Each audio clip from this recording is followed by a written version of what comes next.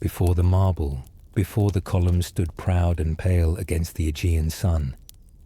There was only the sea and the silence, not the silence of absence, but the sacred hush before language begins, a lull in the world's breathing. Here, in the cradle of mountains and olive trees, the land waited, not barren, but listening. The gods had not yet stepped forward. The names of men had not yet hardened into history. But something was stirring beneath the soil, something old and dreaming. You are floating now, just above the soft curve of time's beginning in this place. The wind carries salt and the scent of wild thyme. You hear it, a whisper, neither in Greek nor in any tongue, but the first murmuring of story, a call not to action, but to memory. Greece was not born as a nation, but as a question. Before Sparta sharpened its boys into spears, before Athens wove its democracy into marble and shadow, before Homer sang, there were only the islands rising like sleeping backs of sea serpents from the water, and the people who watched them. They watched and waited. They shaped stories from the shapes of the clouds and the mouths of volcanoes. The gods, they said, walked among them, not above. Poseidon stirred the wine-dark sea. Artemis hunted beneath the waxing moon. And Gaia, Earth herself, sighed and turned in her sleep beneath the soil, giving birth to memory. You feel time move gently forward, like the lap of water against a carved prow.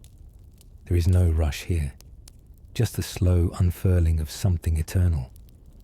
Greece begins not in conquest, but in dream. Somewhere, a shepherd sings to a goat-haired lyre. He does not know he is crafting the DNA of Western thought. He is simply watching the stars, which seem to him like the eyes of the dead, or perhaps the gods. No difference yet between the two. This land, marked by fire and fertility, does not speak in straight lines. Its story is a spiral, like the shell of a nautilus, like the curls in a philosopher's beard, like the temples that will one day be built to endure time's forgetting. But for now, there are no ruins. Nothing has been lost because nothing has yet been made permanent. Only breath, only soil, only sea, the sacred elements, the raw materials of myth. You are standing now in a cave on the island of Crete. It smells of damp earth and old fire. This, they say, is where Zeus was hidden as a baby, nursed by a goat, guarded by warriors who clashed their shields to muffle his divine cries. Truth, maybe, or maybe a way of saying something deeper, that even the greatest gods must begin in vulnerability. You move slowly, out of the cave, through the groves, toward the world that will come. Soon there will be Mycenae, golden-masked kings and lion gates, and bronze swords whose edges still gleam in museums. Soon there will be Troy, and a 10-year war told in dactylic hexameter. Soon there will be questions about justice, virtue, motion, and soul, spoken beneath colonnades and etched into clay. But not yet. This is the moment before the beginning, the exhale before the shout, the hush in which destiny takes root. A woman grinds grain beside a stream that doesn't know it will one day be called the Eurotas. A child lifts a shard of pottery with marks scratched into it, not writing, not yet, but the idea of it. A priestess kneels before a stone shaped like an egg and listens, not for answers, for rhythm, for breath. Time here is not a line. It is a circle, slowly widening. Greece will not conquer first. It will remember first.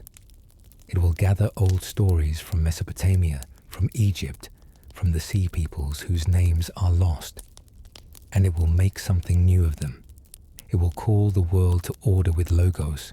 It will sculpt thought itself, but only after listening.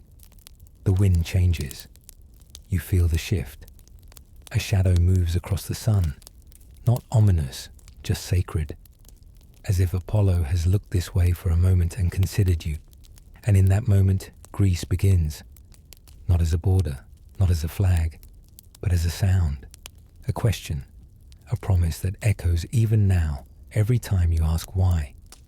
You drift now, gently, toward the first origins, toward clay tablets, to palace frescoes, to labyrinths that remember minotaurs. You do not need to understand it all, only to feel it. The conquest of Greece will not be loud. It will be quiet, slow, and eternal. A conquest of memory, of beauty, of meaning. You exhale, and the story begins. The sea cradled them. Long before Athens wrote laws or Sparta sharpened its boys into blades, there was Crete, the soft breath before the syllables of civilization, an island dreaming in the folds of the Aegean. Not a kingdom of war yet, nor of reason, but of rhythm, of bull leaps and blue dolphins, of frescoes that curved like music across plaster walls. The Minoans they are called now, after a mythic king who may never have existed, but names are often placed on memory like veils. What matters more is the breath behind them. You arrive quietly. The sea laps at stone steps carved before iron was even dreamt of. You hear it, not the voice of conquest, but a hush broken only by the wing beat of doves, the whisper of trade winds, the slow stirrings of incense rising in temple air. Knossos stands before you, not as a ruin, but alive. Ochre and cinnabar walls catch the morning light. Columns painted red and black rise not to intimidate, but to invite. They flare downward like tree trunks remembering the forest they once came from. Here, power is not announced with spears. It is danced into being. Women in flounced skirts move with serpents coiled in their hands. They are priestesses, perhaps, or queens. Or perhaps those were the same thing once. The Minoans did not shout their hierarchies. Their art tells of joy more than judgment, movement more than might. You see lapers in the bull ring, young, golden-limbed figures caught mid-air, vaulting over the horns of sacred beasts. Not warriors, dancers, believers in flight. There is something haunting in this, a civilization so old, so elegant, and yet so quiet. They did not build to intimidate the gods, like the ziggurats of the East. They built to live beside them. Their palaces were not fortresses. They had no walls. The sea, they believed, would protect them. And for a long time it did. But even the sea carries memory. Even the waves have moods. You step into a storeroom now, long, dark and cool. The air smells of olive oil and grain. Enormous clay jars, pithoi, line the walls, each wide enough to hide a child. These were vessels of trade and survival. The Minoans reached out, to Egypt, to Anatolia, to the Levant, not with swords, but with saffron, copper, perfume and song. Their ships stitched the Mediterranean like thread through cloth. Civilization moved not through war, but through exchange. And yet, not all is peaceful. Below this soft surface, there is an unease you can feel, but not name. The linear A script they carved into tablets has never been fully deciphered. Their myths, the labyrinth, the minotaur, Daedalus, and the wax-winged boy, these do not arise from comfort. They arise from shadow, from something dark coiled beneath beauty. The labyrinth, they say, lay below this very palace, a maze of twisting corridors where the minotaur waited, half man, half beast, a curse made flesh. And yet, even that story, told later by the Greeks, may be a remembering of something real. The earthquake-ridden passageways of Knossos, the bull cult that pulsed beneath the island's soil, the way beauty often tries to tame the monster within. But even the most delicate dream can be broken. You feel it before it happens. A rumble, distant and strange. A mountain far to the north, in a place called Thera, begins to wake. It does not scream. It waits. Then, one day, it erupts. Not with fury, but with totality. A hole in the sea. A sound like the sky tearing. Ash rising for miles. Tsunamis roared across the Aegean, and the Minoan harbours, their gates to the world, were swallowed. And just like that, silence. Not the sacred silence of beginnings, but the hush of loss. The Minoans falter. Their colours fade. The bull leapers vanish from the walls. Trade routes fail. And then, from across the sea, new figures arrive, speaking a different tongue, bearing harder tools, carrying stories shaped by war. The Mycenaeans. The Minoan whisper becomes a memory, a forgotten echo beneath the thunder of swords and thrones. Knossos is taken. Crete bows, not to gods, but to men. The peaceful rhythms become myths. The labyrinth becomes legend. But look closer. The whisper is not gone. It lingers in the curved lines of Greek pottery, in the goddesses who still hold snakes, in the temples that still honor the bull. The Minoans do not vanish. They dissolve, like perfume in wind, like prayer in stone. Their legacy is not loud, but it is lasting. And now you rest beside them. The sea is calm again. The columns are worn now, touched by centuries. The paint has faded. The voices have gone. But the dream remains. The dream of a civilization that chose dance over war, rhythm over rage, color over conquest. You close your eyes, and you hear it. A footfall in a corridor. A lyre plucked beside a flickering flame. A bull snorting gently in a painted ring. Crete, still dreaming beneath the waves. And the story drifts onward. To the mainland, where gold-masked kings will raise their swords and the age of heroes will begin. But tonight, let the whisper of the Minoans carry you. Let their silence hold you. Let the sea cradle you, as it once cradled them. It rises like a wound carved into the rock, Mycenae. High on the hill, beyond the narrow plain and the silent olive groves, the citadel waits. It does not welcome, it watches. The air is sharper here, the earth less forgiving. This is not the rhythm of dance, but of war. Not the whisper of gods, but the clang of bronze. And yet, even here beauty clings to the edge of every blade. You step through the lion gate. Two great beasts carved in stone press their forepaws against a pillar, guardians of power.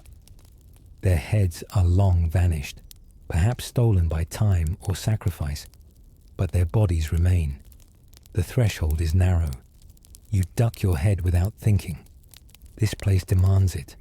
The walls are thick, cyclopean, the later Greeks would call them, for they could not believe mere mortals built them. Each stone is a boulder, unmortared, unmoved for 3,000 years. Yet you move between them like breath through ribs. The air hums. Something here remembers. These were not gentle people. The Mycenaeans came not to trade but to claim. They took what they wanted, from Crete, from the islands, from each other. Kings wore masks of hammered gold, laid upon their faces in tombs that opened like wombs in the rock. Graves lined with daggers and drinking cups, weapons and honey jars. The dead, armed and fed for eternity. One mask still survives, its moustache curled in strange permanence. The archaeologist who found it called it Agamemnon's. He was wrong, by centuries. But myth is never bound by time. And in that gold face, we see the hunger of 1,000 kings. You stand now at the edge of the grave circle. A breeze stirs the dry grass, and in it you hear the names of the dead, not as echoes, but as breath. These were the lords who once ruled the world before it even knew its name. Their power was cold absolute and brief, like lightning. From here, they launched their ships, not just from Mycenae, but from Pylos, Tiryns, Thebes. A web of stone strongholds crowned the Greek mainland, each its own island of power, each ruled by men who claimed descent from gods. And in time, those kings became one story, one war, one woman, one fall, Troy. But that story will come soon enough. For now, feel what it meant to stand at the height of Mycenaean pride, to believe the world was yours to break. Their writing, Linear B, has been deciphered. It is not poetry, it is inventory. Olive oil, cattle, armor, chariots. These were practical minds, administrators of war and wealth. But in the shadows, older myths still curled. They honored Poseidon more than Zeus, a strange thing, and a sign that older gods once ruled. They made offerings in caves and beneath the earth. They feared the sea and the underworld in equal measure. Their gods demanded tribute, not in song, but in blood. You pass a chamber, dim, round, and echoing. A Tholos tomb, shaped like a beehive. Its entrance yawns like a god's mouth. You walk inside. The sound changes. Your footsteps no longer echo. They dissolve. The air is still. You feel not death, but waiting. This is what the Mycenaeans built, a civilization of certainty. Everything was counted, recorded, buried, armed. And yet, all things counted are still lost. Even the sharpest blade dulls. Even gold tarnishes when the hand that wears it turns to dust. What brought them down? Perhaps fire, earthquakes, perhaps their own hunger, perhaps the sea peoples, mysterious raiders whose names come to us like thunder without lightning. Or perhaps it was time. You emerge from the tomb into sunlight that feels changed. The citadel is still here, the stones unmoved, but the people are gone. Palaces burned, tablets shattered, gold stolen or buried. The scribes ceased their lists. The warriors left their blades. A great silence swept the land, and with it, the first age of kings ended. But it did not die. It became myth. The Greeks, who came after, would remember these kings as heroes. Agamemnon, Menelaus, Odysseus, Achilles. They stitched their stories into the Iliad, the Odyssey, songs sung by blind bards beside hearths and in courts. The Mycenaeans may have built the walls, but the poets gave them immortality. Even now, standing on the citadel's ridge, you can almost hear it. The whisper of war drums, the laughter of Helen, too beautiful for peace, the sorrow of Priam, the rage of Achilles. None of them stood here, and yet all of them do. That is how Greece begins to remember itself. Not through ruins, but through story. You turn one last time before you leave the hill. The stones say nothing, but your bones know what they once held. The age of kings has passed. The age of myth is coming. The fire is not out. It is being carried forward. And far on the horizon, across wine-dark waters, Troy waits, as do the ships, as does the war. But for now, sleep beneath the golden mask of forgotten kings, and let the blade rest beside you in silence. Begins with a whisper and a face. A woman, they say, whose beauty launched 1,000 ships. Helen, daughter of Zeus, born from a swan's deception, raised in Sparta, promised to Menelaus. Or perhaps it began earlier, with a golden apple tossed at a wedding never meant for mortals. Or perhaps it began with a question. What is worth fighting for? You are standing on the edge of myth now. The soil is real beneath your feet, Anatolian dust, baked and cracked by centuries. But the air is thick with story.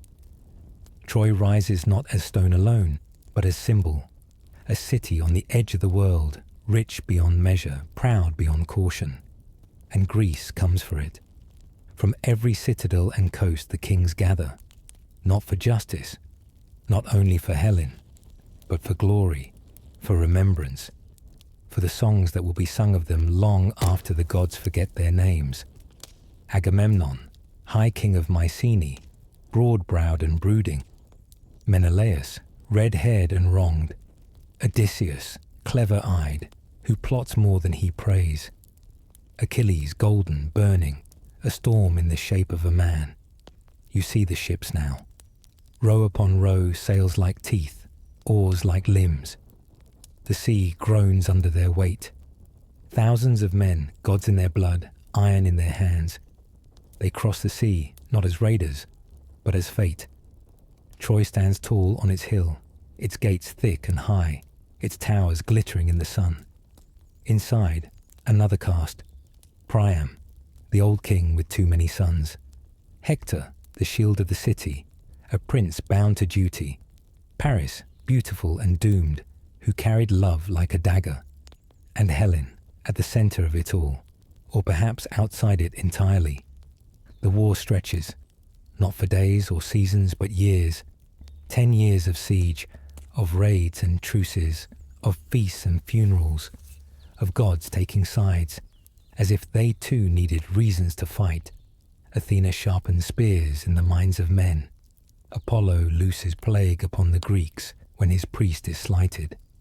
Aphrodite shields Paris, though even she cannot protect him forever. Zeus watches unmoved until the storm must break. You walk among the camps now. The air smells of smoke, sweat and salt. Horses paw the dirt. Boys grow old in armor. Heroes die and rise again in story, only to die once more. This is not a single battle, but a rhythm, a dance of bronze and breath. Then comes the turning. Achilles, slighted by Agamemnon, withdraws. His wrath is not thunder. It is cold, precise, total. Without him, the Greeks falter. Hector presses forward. Troy seems to breathe again, but then Patroclus falls, and Achilles returns, not as man, but as destiny. His rage is not noise. It is silence so deep it deafens. His spear finds Hector. His chariot drags the prince's body in circles, around and around, as if time itself has become a wound. Even the gods recoil. And still Troy stands. Until one night, beneath the mask of surrender, a gift is wheeled through the gates. A wooden horse, hollow as a promise, filled with fire.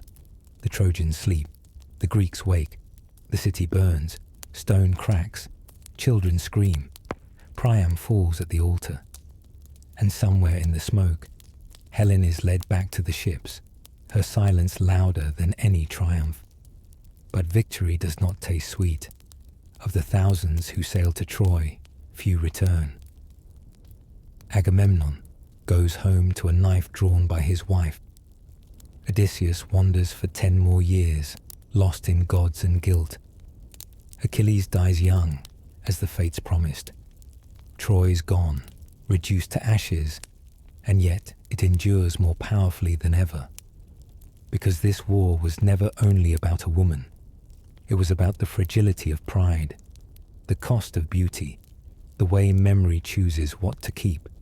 You sit now on the ruins of Troy, the real Troy, stone upon stone, unearthed layer by layer, city buried within city like a poem rewritten 100 times. The wind is strong here.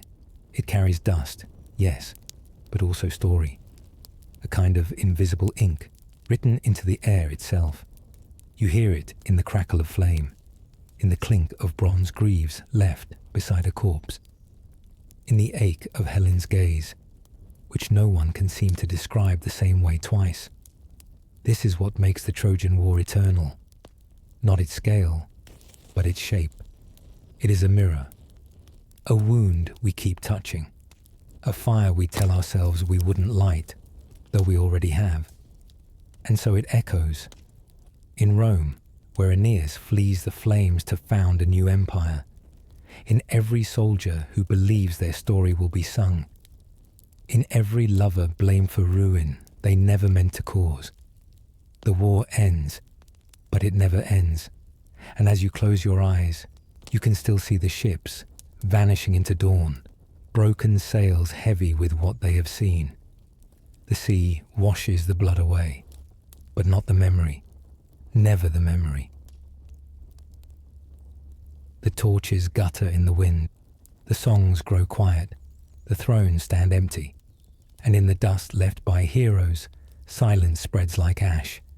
The age of bronze shatters, not in a single cataclysm, but in a slow unraveling. Cities crumble not beneath the thunder of war, but the weight of forgetting. One by one, the lights of Mycenaean citadels dim. Pylos burns.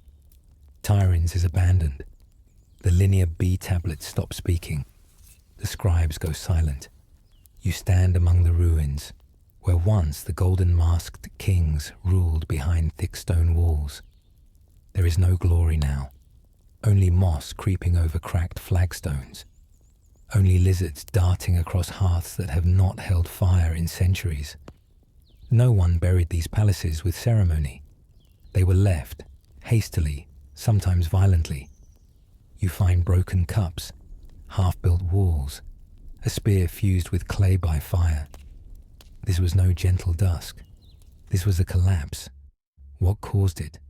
Scholars offer theories like coins at an altar, drought, earthquakes, internal revolt, invasion. The sea peoples again, faceless as ever, sweeping like waves across the Mediterranean. But perhaps the truth is simpler. Perhaps the age of heroes consumed itself. Too many wars, too much taken, too little given back. Glory, when stretched too far, snaps. And so Greece, once a land of scribes and kings, of ships and gold, forgets how to write, for centuries. This is the Greek Dark Age. No records, no cities as they once were, no stone temples, only scattered villages, herds of goats, bronze blades dulled with use. The past recedes, like a tide. But in that silence, something else begins. Memory does not die. It recedes, yes, but it plants itself deep in the soil, in the hills of Euboea, in the valleys of Arcadia, in scattered places where olive trees still twist their limbs to the sun. People gather. They sing, not in court, but around fires. They tell stories, not written, but held in voice and bone. And so the memory of Troy survives, not in stone, but in rhythm. Homer is not here yet, not the man, if he existed, but the voice is coming. A voice that remembers Achilles and Odysseus, a voice that shapes the silence into song. This is the strange mercy of the Dark Age, that in the absence of record myth grows stronger, that in forgetting details we remember meaning. You walk through a village now, nothing grand, mud walls, thatched roofs, a few bronze tools, traded or inherited from better days. The people wear wool, spun rough and warm. They farm, they herd, they wait. But on certain nights, under the sweep of stars that still whisper of gods, they gather. And one begins to chant, not read, chant, of rage, of ships, of a war too long and a home too far. The language is changing, the old script is gone, dead as the kings it once served. But the new tongue breathes. It is leaner, hungrier, Greek, becoming itself. From this hunger will come the alphabet. Borrowed from Phoenician traders, who sail sleek ships through these waters, unaware they are handing Greece the tool it will use to reshape the world. Letters, vowels, song made visible, but not yet, not tonight. Tonight, only the story matters. The boy beside the fire does not know of Plato. The old woman braiding flax does not know she is the grandmother of philosophers. But they are holding something alive, a memory, a spark. You feel the earth breathe beneath you. It is not dead, it is resting. Civilization does not end here, it molds. The great stones of Mycenae crumble. but the idea of honor sharpens. The palaces vanish, but the gods remain, now scattered in fields, shrines, hilltop altars. Zeus still watches from mountaintops. Athena walks in dreams. Poseidon stirs the sea. They are quieter now, but not gone. And the people, too, are changing. They are learning to live without kings, without scribes, without certainty. And in that space, the polis will be born. Not today, but the seed is there. It grows in the quiet, in the hills, in the broken shadow of the Bronze Age. You look out now over a landscape stripped of majesty and yet full of breath. The temples will return, the plays, the democracy, the marble gods and the painted myths. All of it will rise again. But first, this. A pause, a stillness, a sacred forgetting. Even the greatest cultures must sleep. So now let the stone sleep. Let the gods close their eyes. Let the storytellers hum the first notes of something new. And let the age of heroes pass. Not with grief, but with reverence. The fire dies to embers. The stars turn overhead, and Greece dreams. The silence did not last forever. Even the deepest night waits for dawn. And one day, across the Aegean wind, came a voice, not new, but remembered. A voice that spoke of wrath and return, of gods, ships, and longing. A voice that sang the shape of a world lost, and in doing so, made it live again. They called him Homer. Perhaps he was one man, perhaps many, perhaps he was never real at all. But the words were real, passed mouth to mouth, hearth to hearth, from blind bard to breathless child, until they settled in the bones of a people rebuilding their name. You sit now by a fire, as they once did.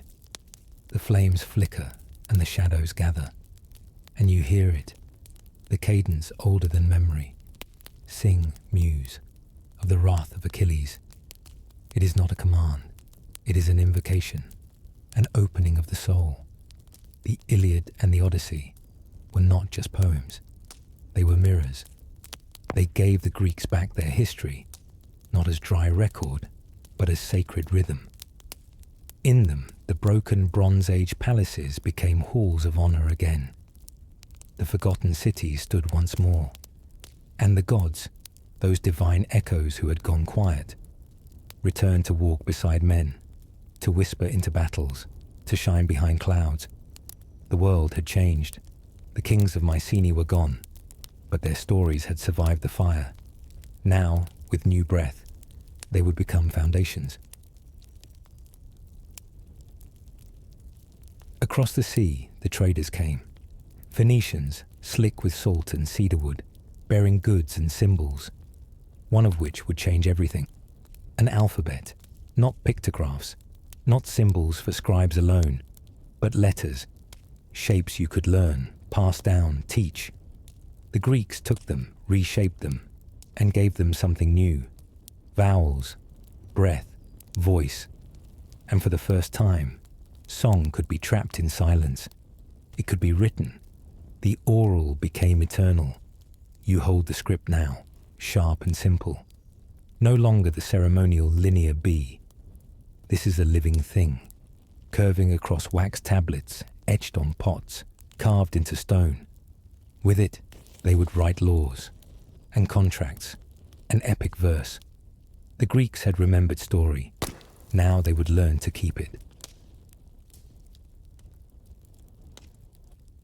Imagine the first time Homer was written down, the quiet hush of the scribe, the steady scratching of a stylus, the reverence of capturing something sacred in symbols, a memory caught at last. And with it came more. Poets would follow, Hesiod, singing of the gods not in tale, but in lineage. He would name them all. He would structure the heavens. He would set divine order where once there had only been myth and mist. Now the pantheon had shape. Chaos gave birth to Gaia, Uranus to Kronos, Kronos to Zeus. who split the world with his brothers, sky, sea, and underworld. These were not just stories. They were blueprints of belief. The gods were no longer only in dreams. They had addresses now, altars, forms, symbols.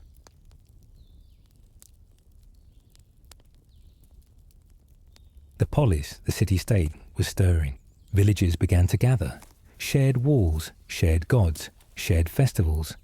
And in the agora, beneath a sun that had witnessed both collapse and survival, people began to speak again. Argue, vote, debate, write. Athens, Corinth, Delphi, Sparta. Not yet mighty, not yet marble, but waking. The Greeks would build again, not as kingdoms, but as communities. Their stories would shape their systems, their heroes, their laws. Achilles' pride, Odysseus' cunning, Helen's beauty, Hector's honor. These were no longer myths, they were models. Even now, you hear their voices in the wind. Even now, you trace their choices in your own. You walk through a humble town, clay streets, small homes. A boy recites Homer from memory. His father sharpens a plough. His mother sings a hymn to Demeter. They are not royal, not legendary, but they remember.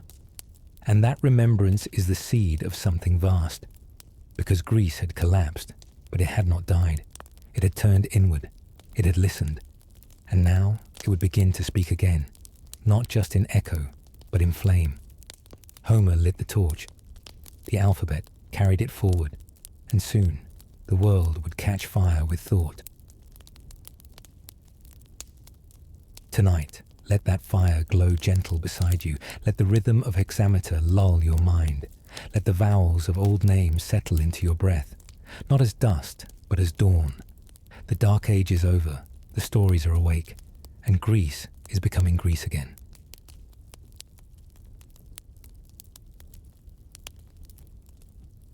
When the dust of collapse settles, something new always rises, not from the ashes, but from the soil. And in that quiet earth, after the fire of heroes and the hush of forgetting, the polis begins to grow. Not an empire, not a kingdom, but a city with a soul. You are walking now through early Athens. The air is cool. The Acropolis is not yet crowned with marble temples, but the hill is sacred all the same. Below it, the agora stirs to life. Stalls with olives, clay jugs, woven cloth. Voices mingle like bees, debate, barter, laughter, poetry. This is not just a place to live. It is a place to belong. The polis is more than buildings. It is memory made into law. It is myth made into ritual. It is people made into something greater than themselves. Each city-state has its own face, carved by landscape, by choice, by fear, by hope. Athens, restless and curious, watches the sea and thinks in questions. Sparta, silent and sharp, faces the mountains and hardens into discipline. Both are Greece, and both are becoming something permanent.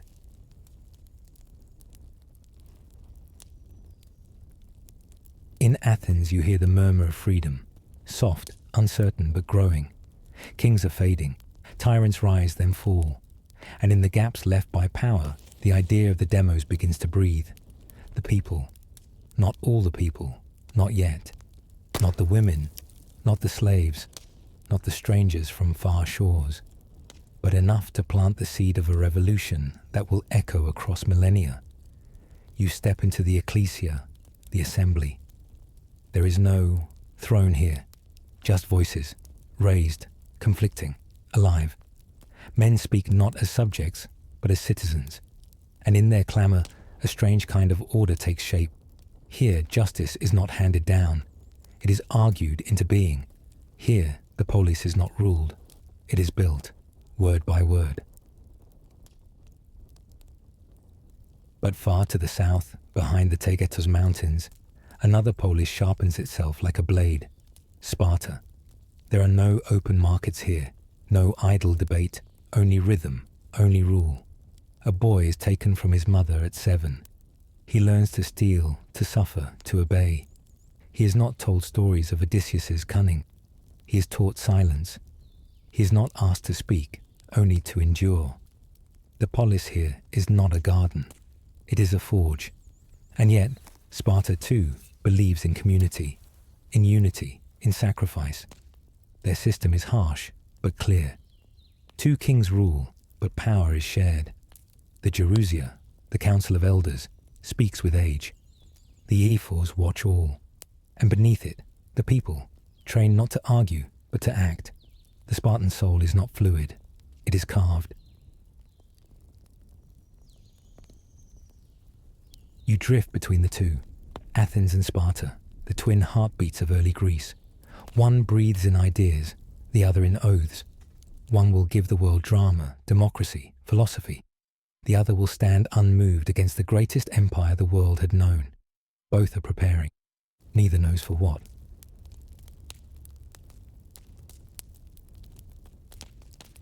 In Corinth, trade hums through stone streets. In Delphi, the oracle speaks from the mouth of the mountain, her breath laced with prophecy. In Thebes, old myths stir, of Oedipus, of curses, of kings blinded by pride. The polis are not pieces of a puzzle. They are stars in a constellation, each shining with its own light, its own pride, its own gods. And yet, when needed, they will burn together. Because Greece is not a land of unity. It is a land of tension, of balance and fracture, of harmony made from argument. You sit now on a stone step in Athens. A potter works nearby, shaping clay into amphorae. A young boy recites a line of Homer to an older man who nods with approval. A woman sings softly while grinding grain. The Parthenon does not yet exist, but the polis does, and it is breathing, not perfect, not peaceful, but alive. This is the quiet miracle of the Greek polis gone that from ruin. It built not walls, but voices, not empire, but thought. And as it grows, so too does Greece. The cities stretch toward the sea. Colonies rise in Ionia, in Italy, in Sicily. Greek becomes more than a tongue. It becomes a tide. But before the age of empire, before the clash with Persia, before Marathon, Salamis, and Thermopylae, there is this, a moment, a breath, a people remembering who they are and deciding what they could be. Athens, not yet golden, but waking. Sparta, not yet legendary, but watching. And the polis, the soul of the city, still finding its voice.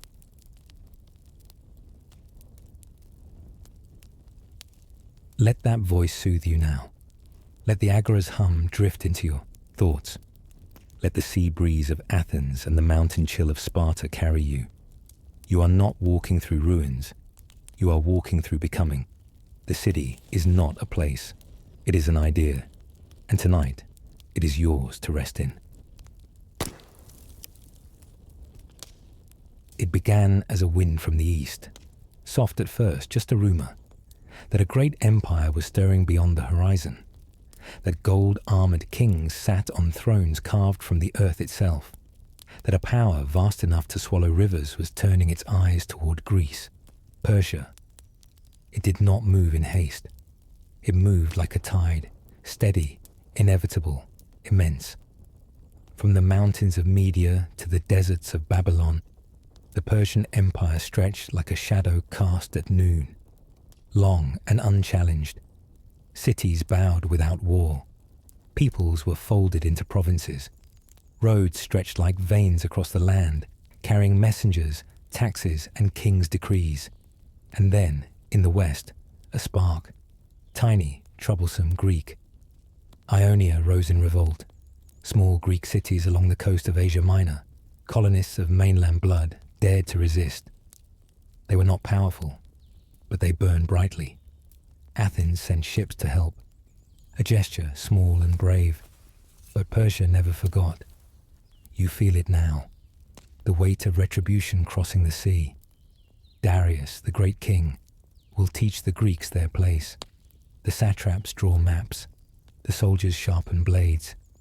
The ships are built, and the east begins to rise. First comes Naxos, then Eretria. Cities burned, enslaved, broken into silence. Then Athens, the true thorn. But Athens does not bow. On the plain of Marathon, the Persians land. Their numbers vast, their archers many, their might unquestioned. And yet, the Greeks do not wait behind walls. They run. 10,000 hoplites charge across the field, heavy in bronze, shoulder to shoulder. No chariots, no cavalry, just will. You hear it now, the clatter of armor, the war cry rising. And then silence. Persia is driven back. Darius turns home. And a runner, nameless, breathless, carries the victory to Athens, then dies. But tides do not retreat for long. Years pass, and Darius' son, Xerxes, rises in his place. Taller than most men, draped in gold. He does not come as a punisher. He comes as a wave. He brings a bridge of boats across the Hellespont. He brings an army that drinks rivers dry.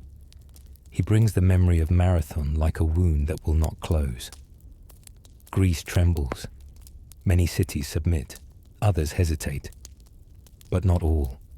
Sparta prepares. And in Athens, a man named Themistocles has a vision.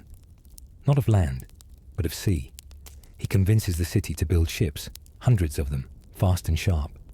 Triremes they're called. Vessels like blades on water. War comes.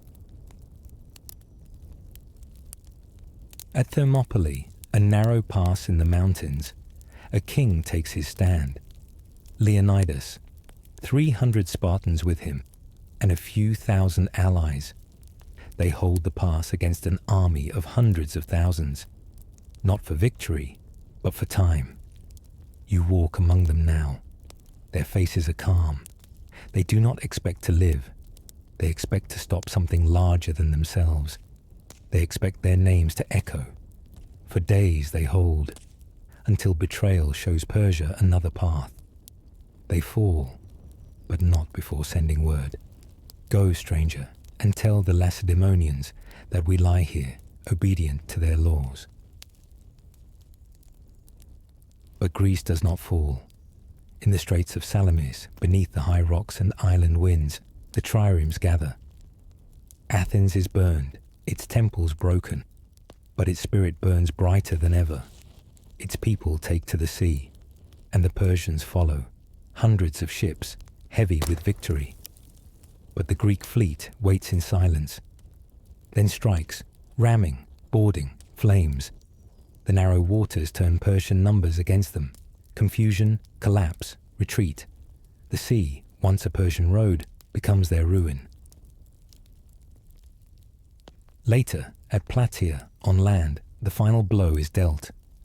Persia is pushed back, not destroyed, not conquered, but turned away. Greece has done the unthinkable.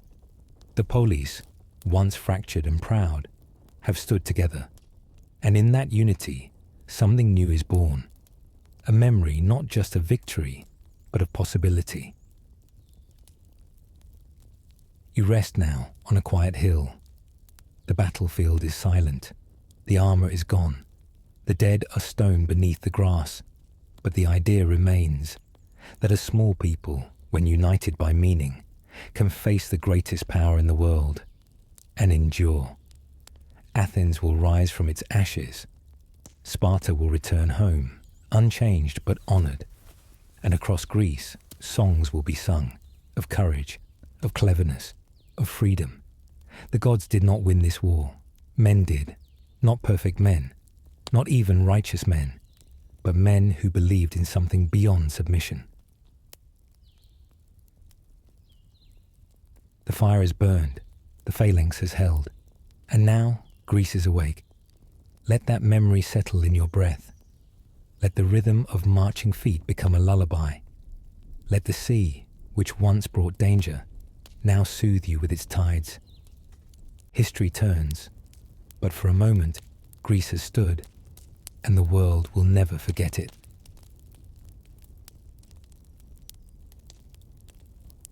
There is a silence after triumph, not of exhaustion, but of becoming.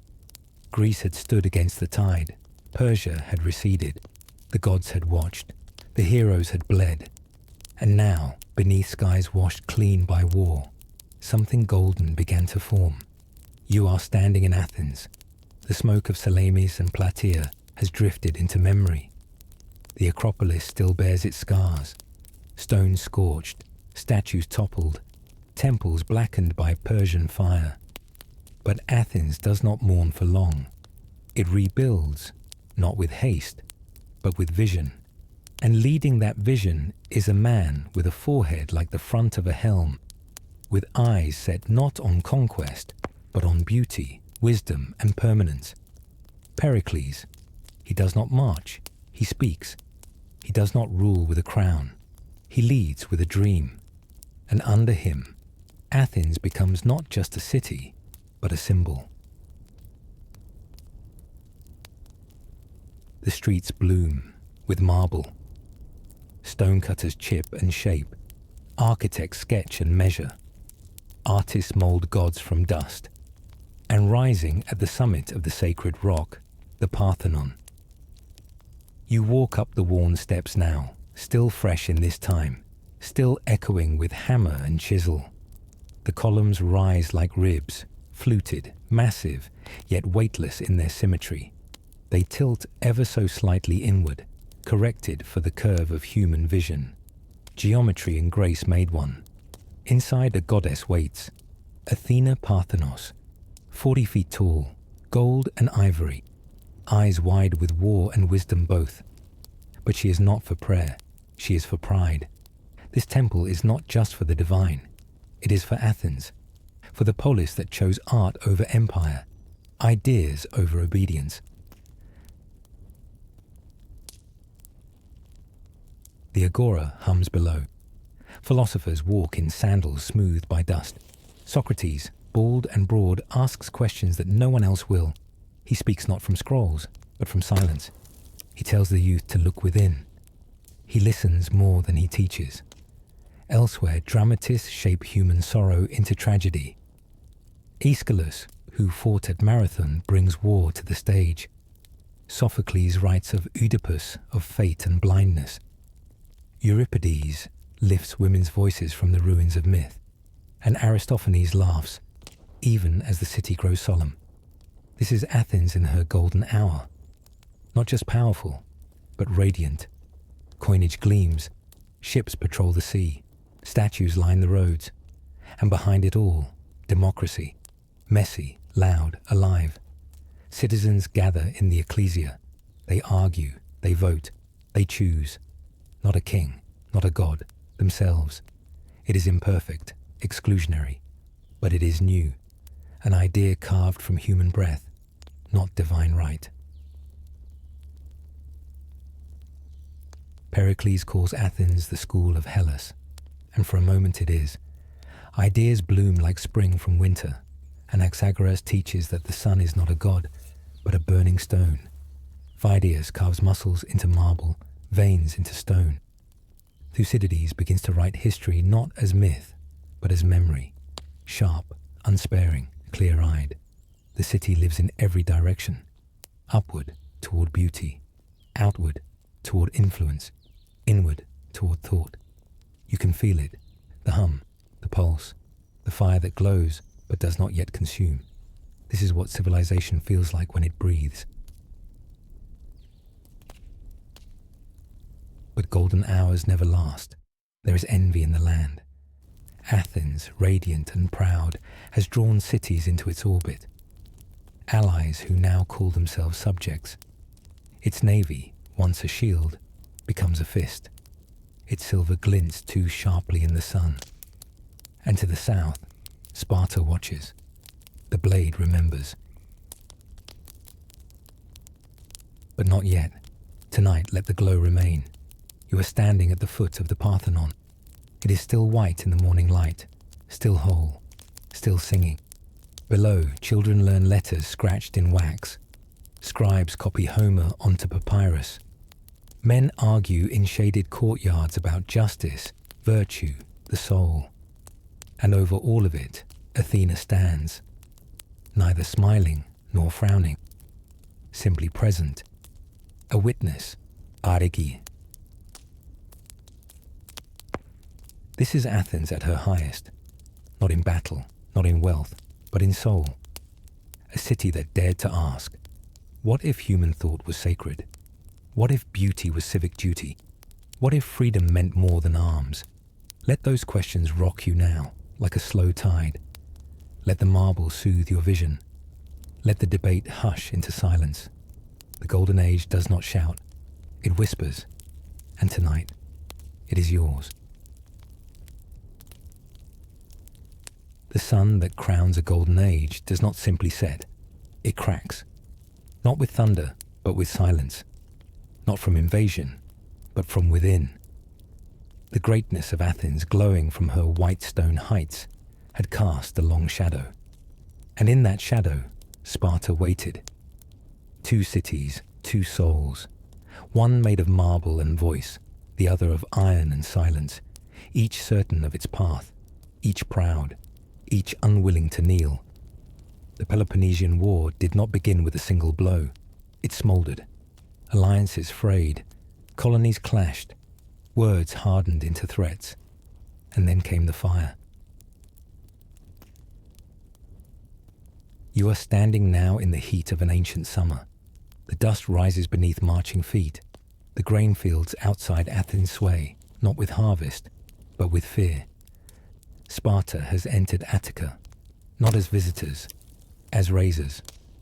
The Spartans burn crops, break tools, topple stone.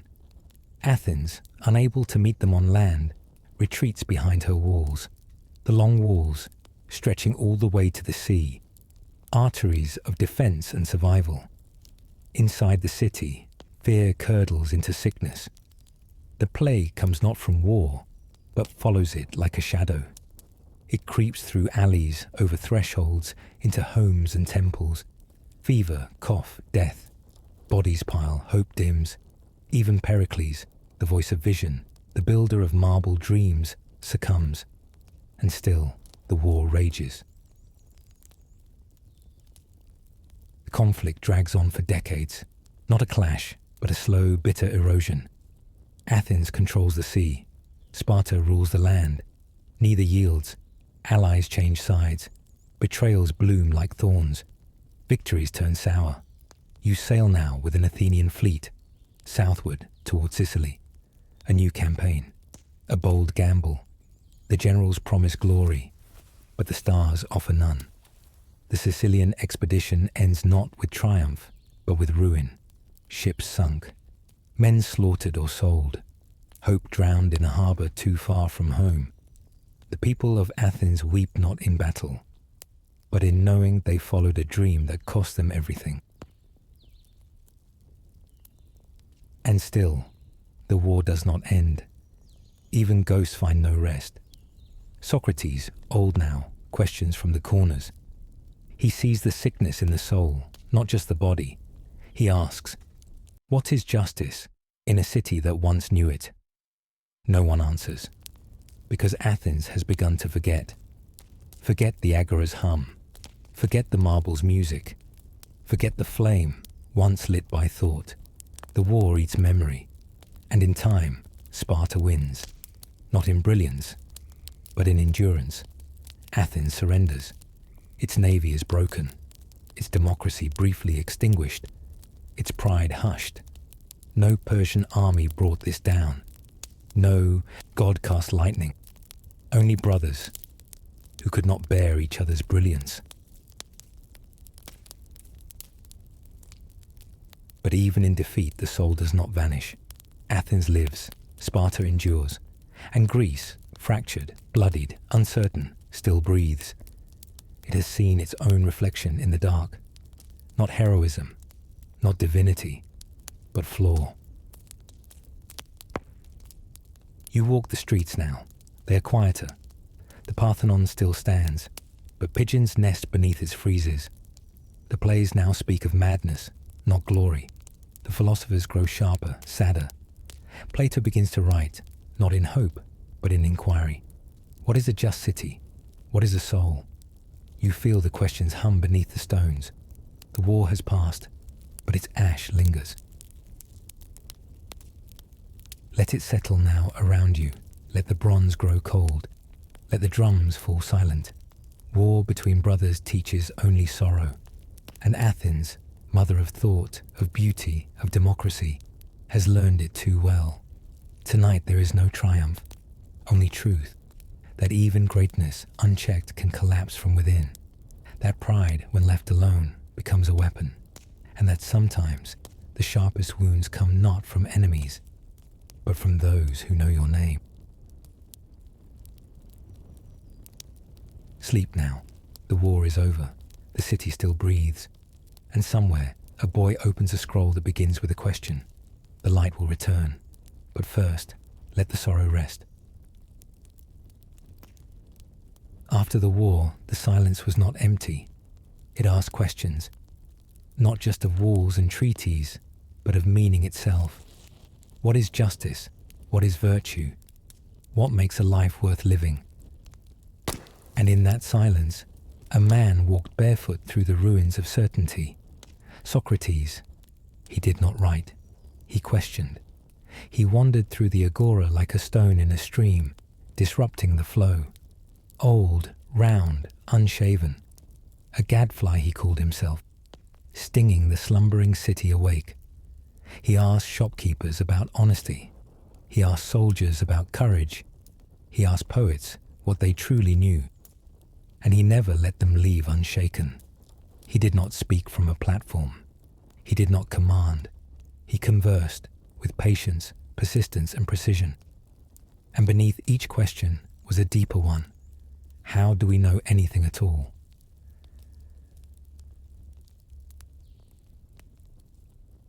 You sit now beneath a fig tree in the Athenian sun. The streets are quieter than before the war. There is less laughter, more pause. People carry grief in their bones, and Socrates walks among them. He does not comfort. He demands, "Know thyself," the temple of Apollo said. He repeats it again and again until it feels like a wound. He teaches not through answers, but through unraveling. He reveals how belief wears a mask, how power often hides ignorance, how virtue is not found in wealth or praise, but in the care of the soul. For him, the soul is everything, not a ghost, not a myth, but the deepest part of who you are, that part which must be nourished, examined, loved.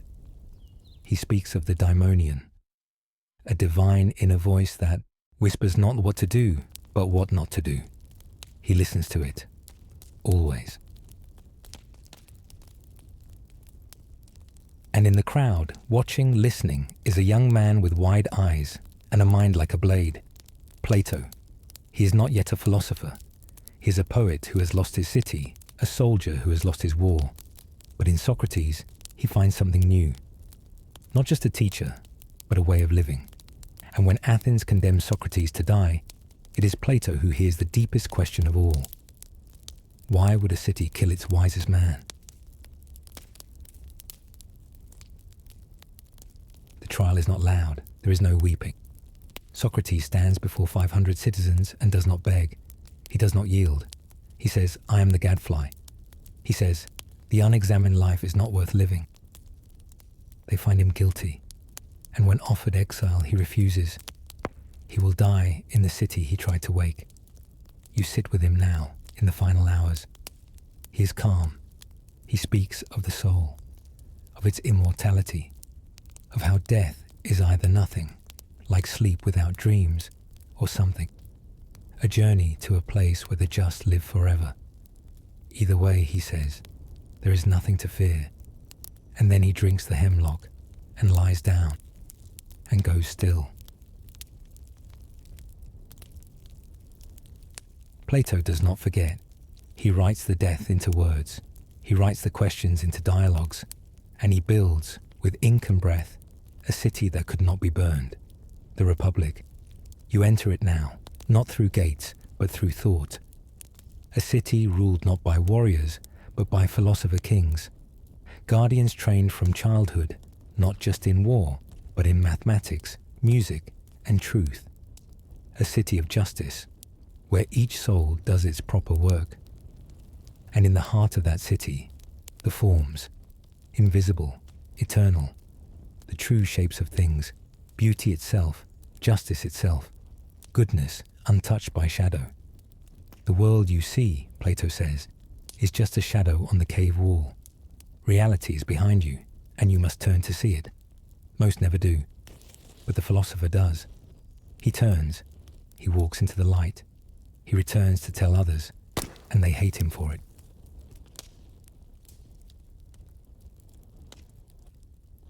Plato founds a school, the Academy, where minds are sharpened, not by memorizing, but by wrestling with truth. He teaches that the soul has three parts: reason, spirit, desire. Like a chariot with two horses and a driver. Only balance brings harmony. He teaches that love is not desire, but ascent. A ladder from physical attraction to divine beauty. He teaches that the just man suffers in the world, but shines in the soul. And through it all, he carries Socrates like a flame. Athens changes, time passes, but Plato remains. And after him, a new student, a boy from the north, bright, observant, named Aristotle. But that is a story for another night. Now, rest beside Socrates.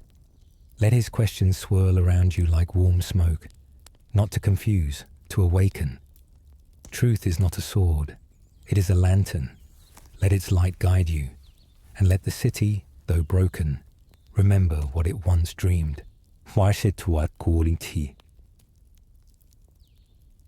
The golden age had dimmed, the stones of Athens had cooled, the voices of Pericles and Socrates now echoed more than they spoke. But in the long dust that followed, one mind continued to build, not from marble or myth, but from order. Aristotle. He did not begin in Athens. He was born in Stagira, north of the great cities, in a land where the mountains were closer than the forums, and the sea brought whispers of empire. His father was a physician, a man of observation, not poetry. From childhood, Aristotle watched the world not as metaphor, but as movement. How the body healed, how the stars turned, how thought itself behaved when asked the right question. He arrived at Plato's Academy as a young man, sharp-eyed, soft-voiced, endlessly curious. He stayed for 20 years, but though he loved his teacher, he did not follow his path. Plato pointed to the sky. Aristotle looked at the ground. You walk now through his world, not through temples or courts, but through groves, shaded, quiet, precise. His school, the Lyceum, was not a monument. It was a walkway, a place for pacing, for pattern, for argument that breathed like a tide. He did not seek the heavens first. He began with what could be touched, the bark of a tree, the shape of a shell, the beating of the heart. Everything had form, and every form had purpose. To Aristotle, knowledge was not born in flashes. It was mapped. He classified plants and animals with meticulous care. He opened fish to study their organs. He watched birds move not to find poetry, but principles. And from this watching, he built systems of biology, ethics, politics, poetics, astronomy, logic. The world was not a mystery to him. It was a puzzle, and puzzles were meant to be solved.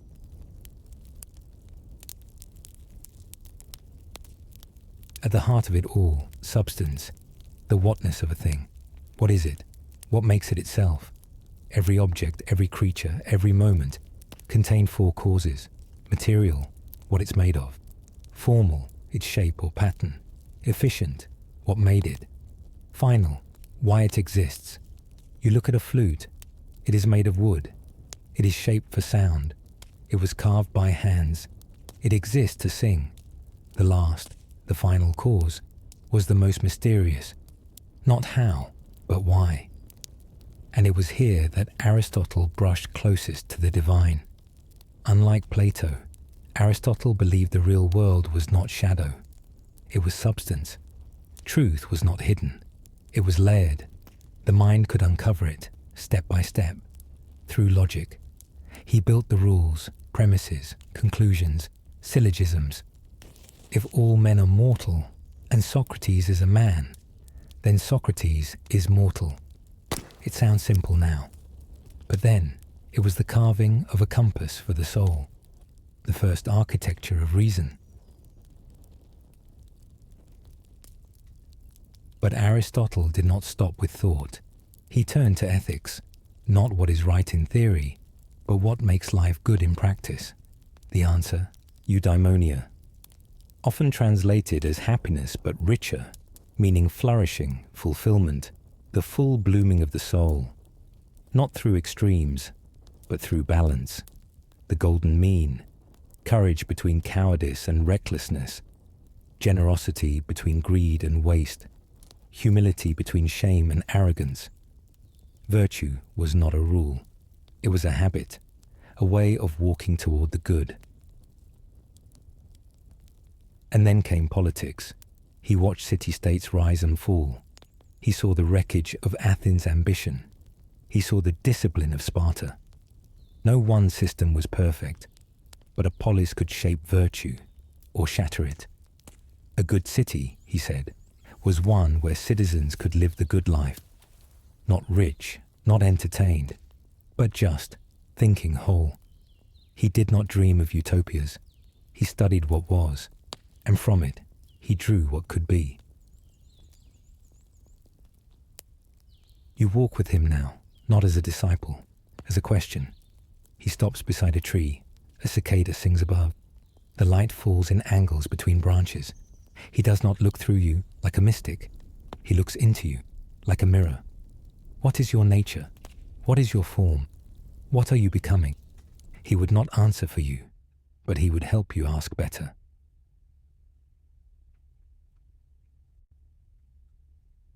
And though he taught in Athens, his greatest student came from farther still, a young prince, wide-eyed and relentless, Alexander.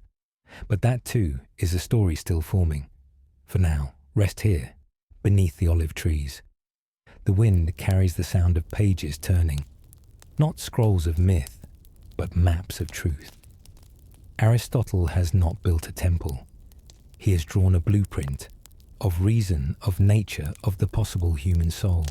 Let that blueprint settle into you, not as weight, as invitation.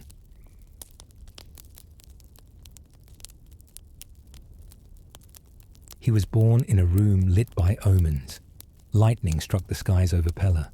A temple burned in Ephesus, and far to the east the stars leaned slightly, as if to look closer. His name was Alexander, son of Philip of Macedon and Olympias, a queen who whispered to serpents, born not into myth, but determined to carve one. From the moment he could walk, the world seemed too small. As a boy, he tamed a wild horse, not by force, but by understanding its fear. Bucephalus, he named it. They would ride together across continents, and when he was old enough to ask why the sun moved, his father gave him a teacher, Aristotle. The philosopher taught him of Homer, of Persia, of the soul, of Alexander's own bones and blood, of how every beast had its cause and every cause its shape. But Alexander did not want only to understand the world. He wanted to meet it, not with parchment, but with breath. Philip built the sword. Alexander learned to wield it. By the time he was 20, his father was dead, assassinated, perhaps by rivals, perhaps by fate. Alexander became king. He did not mourn long. He gathered his army, stood before them not as a prince but as a storm, and he pointed east, to Persia, the empire of empires, ancient, vast, rich beyond reason, the old enemy, the breath that had once scorched Athens. Alexander did not want revenge. He wanted to take the sky and pour it into his lungs. You march with him now, across the Hellespont, into Asia Minor, through deserts and rivers, battlefields and temples. His army is not vast, but it moves like one being. At Granicus, he charges across a river into waiting blades. At Issus, he breaks a Persian army with his cavalry. At Tyre, he builds a road across the sea to take a city on an island. At Gaugamela, he faces Darius, king of kings, and shatters him. The Persian Empire falls, but Alexander does not stop.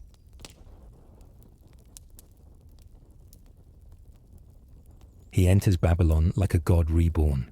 He wears Persian robes. He takes Persian wives. He does not merely conquer, he fuses, East and West, Greek and foreign, reason and reverence.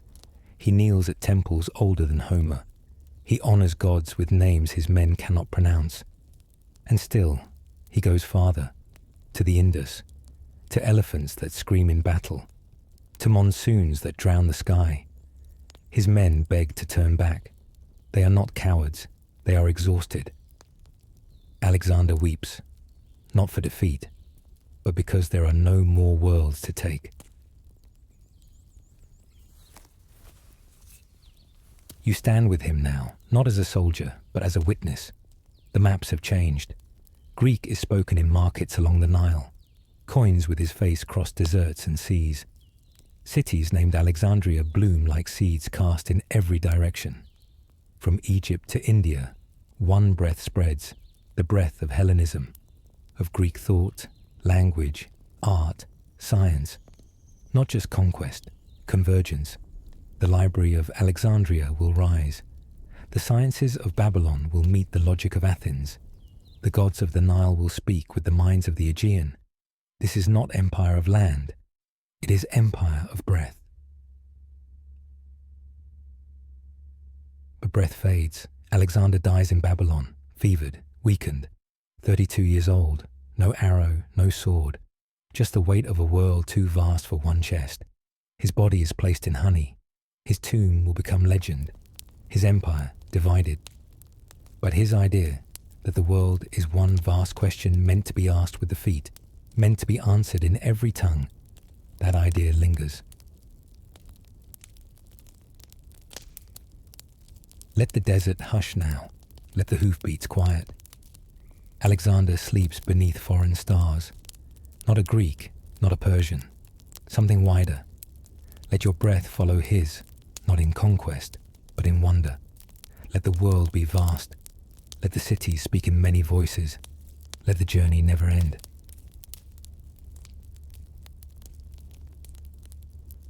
After the storm, the light does not vanish. It drifts, software scattered, carried by winds, by scribes, by ships. Alexander was gone, his empire fractured, east to west, among generals with heavy hands and hungry eyes. But his breath had reached too far to be recalled. It moved through marketplaces, temples, classrooms, palaces, a tide not of soldiers, but of thought. This was the age of Hellenism, not an age of conquest, an age of connection. The Greek tongue became a bridge. Greek architecture rose beside Babylonian ziggurats. Greek poetry was recited beside Egyptian obelisks. Athenian logic sat with Persian astronomy, and Indian medicine whispered to Macedonian steel. You walk now through one of Alexander's cities, not a fortress, but a garden, Alexandria. On the coast of Egypt, where the Nile empties into the sea, this city grew like an idea made visible, laid out in straight lines, radiant with white stone and glass. The harbour shimmered with ships from every land. The streets sang in many languages, and at its heart stood a building like no other. The library. You enter it now. There are no guards at the threshold, only silence. The kind of silence that listens. Papyrus scrolls line the walls in thousands, tens of thousands. Some say hundreds of thousands. Every ship that docked was asked for its books. The originals were copied, the copies returned, the originals kept. Knowledge was gathered like grain: philosophy, mathematics, medicine, law, stars, bones, myths, everything. You walk past a scribe bent over a Greek translation of a Persian text, past a mathematician sketching conic sections in dust, past a woman reading a Babylonian hymn aloud in Attic Greek. This was the gift of Hellenism. Not uniformity, but unity. Not conquest, but conversation.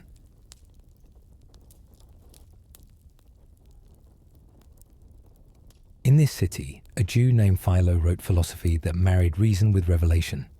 A mathematician named Euclid made geometry a world of axioms and grace. Eratosthenes measured the earth, not in myth, but in shadow and string. Hipparchus studied stars and began to map the heavens. And a woman, Hypatia, centuries later, would teach here, write here, die here, for thought, for reason, for daring to know too much. The inheritance of Greece did not vanish with Sparta or with the fall of Athens' walls. It did not die with Socrates or with the last breath of Alexander. It flowed through cities like Pergamon, Antioch, Rhodes, through scholars and poets, through ink and voice. In sculpture, you see it, not just gods but people. A boy tying his sandal, an old fisherman, a woman adjusting her veil. In theatre, tragedy deepened. In ethics, the Stoics and Epicureans debated how to live in a world no longer held together by the old polis. What happens when your city is gone? You find your city in your soul.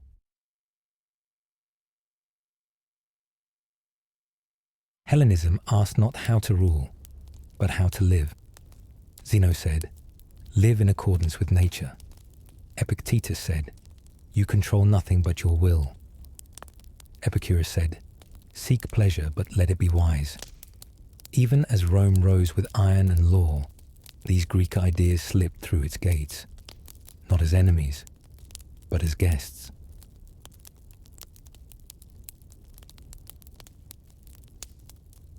You sit now beneath the shadow of the lighthouse of Alexandria. The sea reflects its flame like memory stretching across water. The stars above you have Greek names: Orion, Andromeda, Cassiopeia.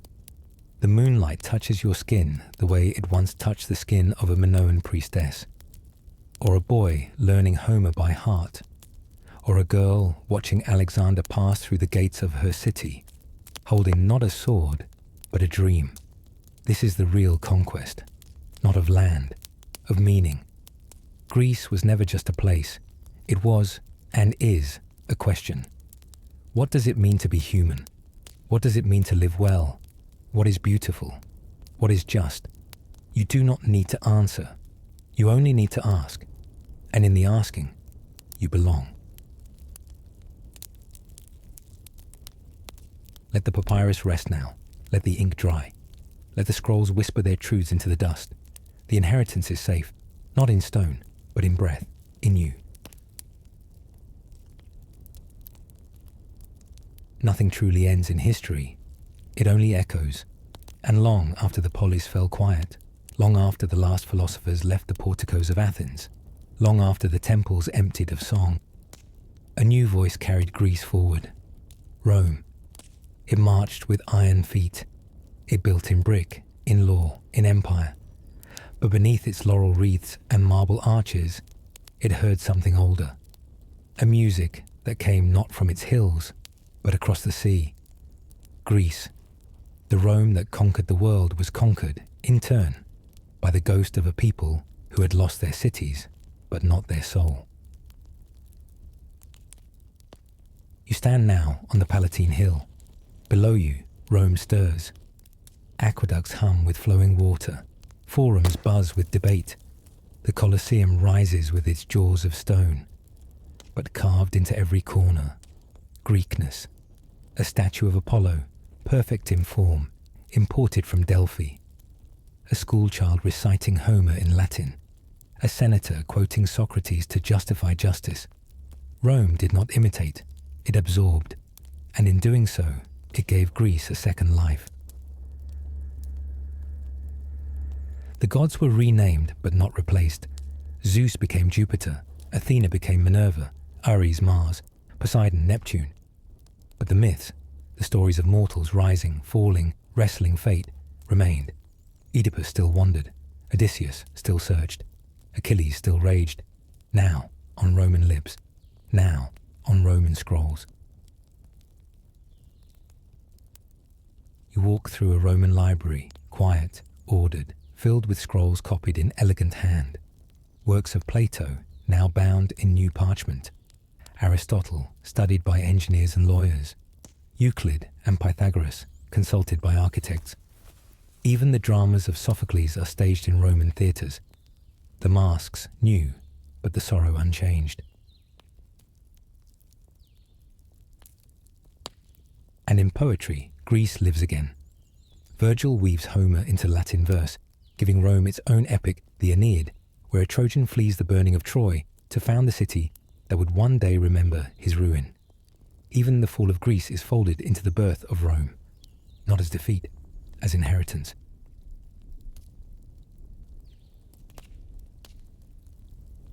Yet there is sorrow in the shadow. Rome was stronger, richer, more enduring in stone, but in soul, it knew it had come after. Cicero, the orator, mourned the Athens he could never see in its glory. Marcus Aurelius, the emperor-philosopher, filled his meditations with stoic calm. But his thoughts, too, were Greek at heart. To be Roman was to walk in Greek footprints, to rule the world, but still sit at the feet of Socrates.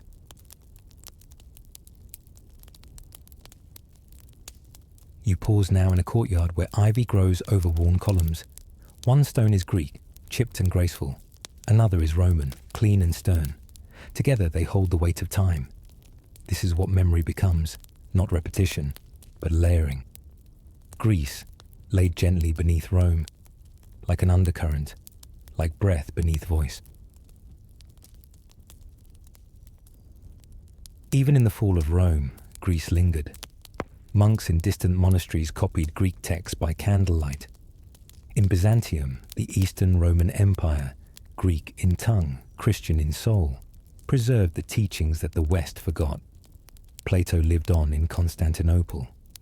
Aristotle survived the dust of centuries. When the Renaissance came, it was not born from nothing. It was a remembering. Greece awakened again, in Florence, in Paris, in Oxford. Painters painted in proportion. Scientists observed like Aristotle. Philosophers dreamed of republics. The ruins whispered, and the world listened. Even now, Greece breathes in the quietest places, in the word democracy, spoken in parliaments, in the curve of a column on a courthouse, in every question that begins not with certainty, but wonder. You feel it in museums, where kuroi stand naked in stone stillness. You feel it in libraries, where someone, somewhere, is still asking, what is the good? What is the true? What is the beautiful? You feel it in your own breath when you pause, not to know, but to ask. Rome fell, but Greece never did, because its power was never in armies, it was in thought, and thought does not rust, it echoes. Now sleep among those echoes. Let the marble cool beneath your hand. Let the words settle in your chest.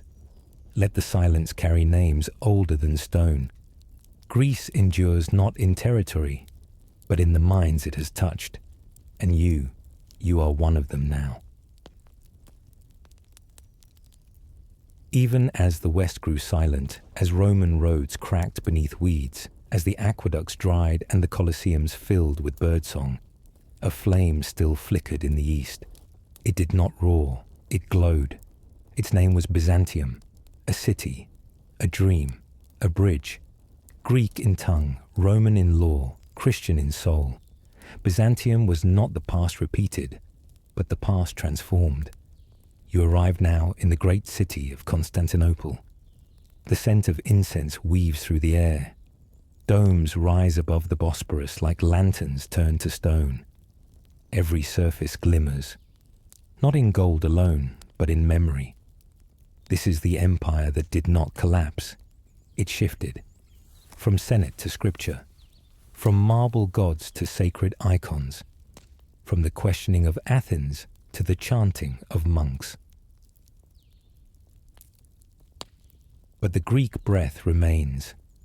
It echoes in the mosaics, in the chants written in coin, the soft Greek of fishermen and prophets.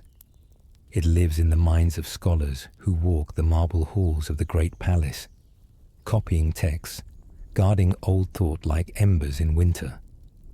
Byzantium did not forget.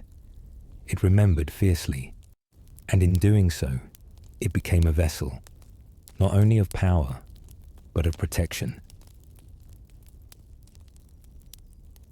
You walk through Hagia Sophia now, not a temple, not a church, something vaster, a dome so high it feels like the sky has been caught and stilled. Light filters through windows like water through silk. It falls on mosaics, Christ, Mary, the saints. But the style is older than Bethlehem. The figures stand still, eyes wide, shoulders firm. They are echoes of Kouroi and Korai, of Delos and Delphi, of something Greek in posture, now dressed in sanctity. Here, the divine is not distant. It watches. It waits. Byzantium did not shatter the Greek soul.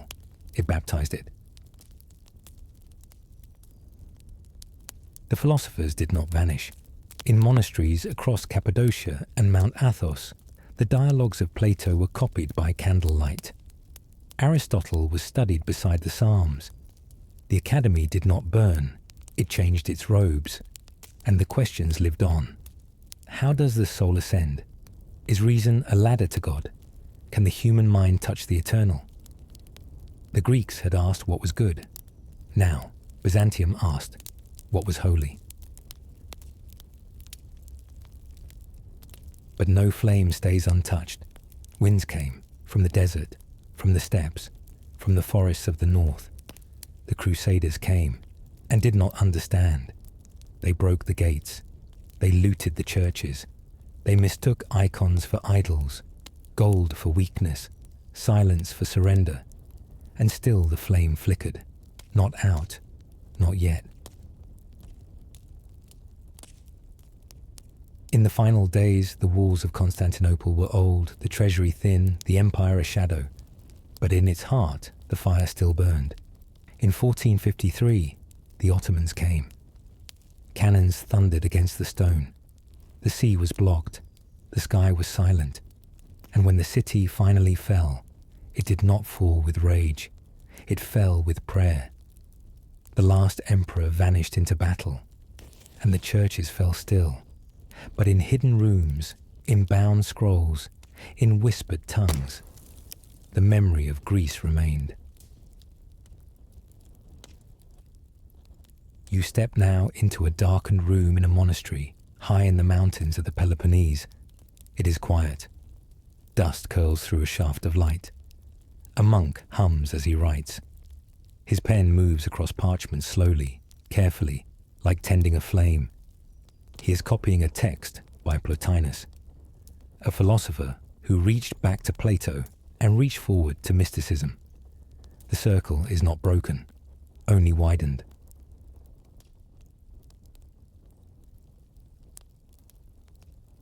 Even in loss, Byzantium gave the world something lasting. It preserved. When the Renaissance dawned in Italy, it was Greek texts carried west by fleeing scholars that fed its fire. The paintings, the buildings, the books, they were new, yes, but they were also echoes. The same breath. Greece again.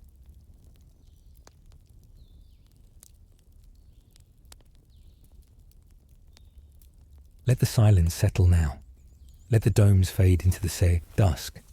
Byzantium has gone, but it has not vanished.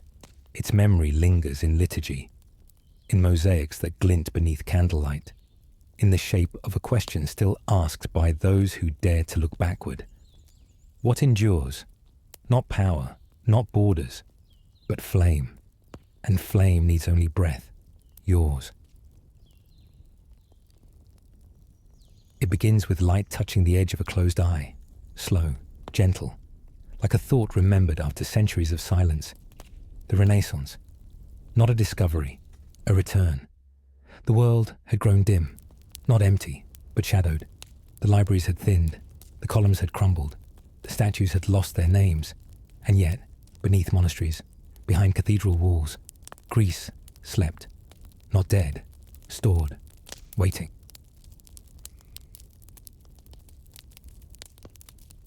You are walking through Florence now. It smells of ink and stone dust, of citrus and candle wax. The bells of the Duomo chime like slow thought. Painters move through studios, their hands stained with lapis and ochre. But beneath the pigment, something older stirs. Look closer at the faces, the folds of the robes, the tilt of the eyes, the way light leans against bone. They are not painted as saints. They are painted as forms, as souls with volume, as questions. This was what Greece gave them. Not just gods, but the human being, seen whole. In the corner of a workshop, a man opens a scroll. Plato's Republic, freshly translated, brought west by a scholar who fled the fall of Constantinople. The ink still glistens. The words feel like sunrise. Nearby, another scribes Aristotle's Ethics, not to memorize, but to understand. And in the mind of a painter, Leonardo perhaps, the human body becomes a kind of geometry, a cathedral of bone and motion. The golden mean returns, not as formula, but as feeling, symmetry, balance, form. These were the virtues of Greek art, and they bloomed again, not in marble alone, but in music, in thought, in self. A new kind of human rises, the humanist. He reads Homer in the morning, walks among olive trees in the afternoon, teaches logic before dusk. He does not separate soul from body. He does not see faith and reason as rivals. He sees them as fingers of the same hand, grasping for meaning. To be educated in this age was to learn Greek, to recite Euripides, to debate Sophocles, to copy the dialogues of Plato in gold ink, line by line. It was not fashion, it was reverence. The past had returned, not as nostalgia, but as necessity.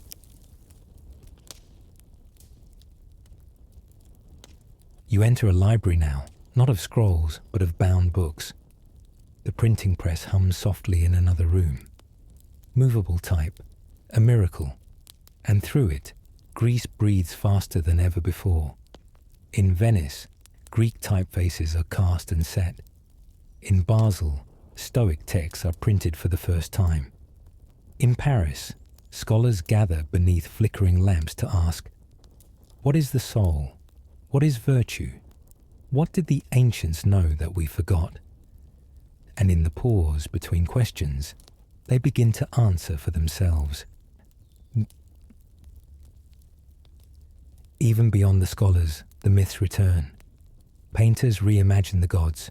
Zeus stands beneath thunderclouds in oil. Aphrodite rises from the sea on a scallop shell, her skin the color of marble touched by dawn. Hermes glides through landscapes, once meant only for saints. But these are not idols. They are metaphors.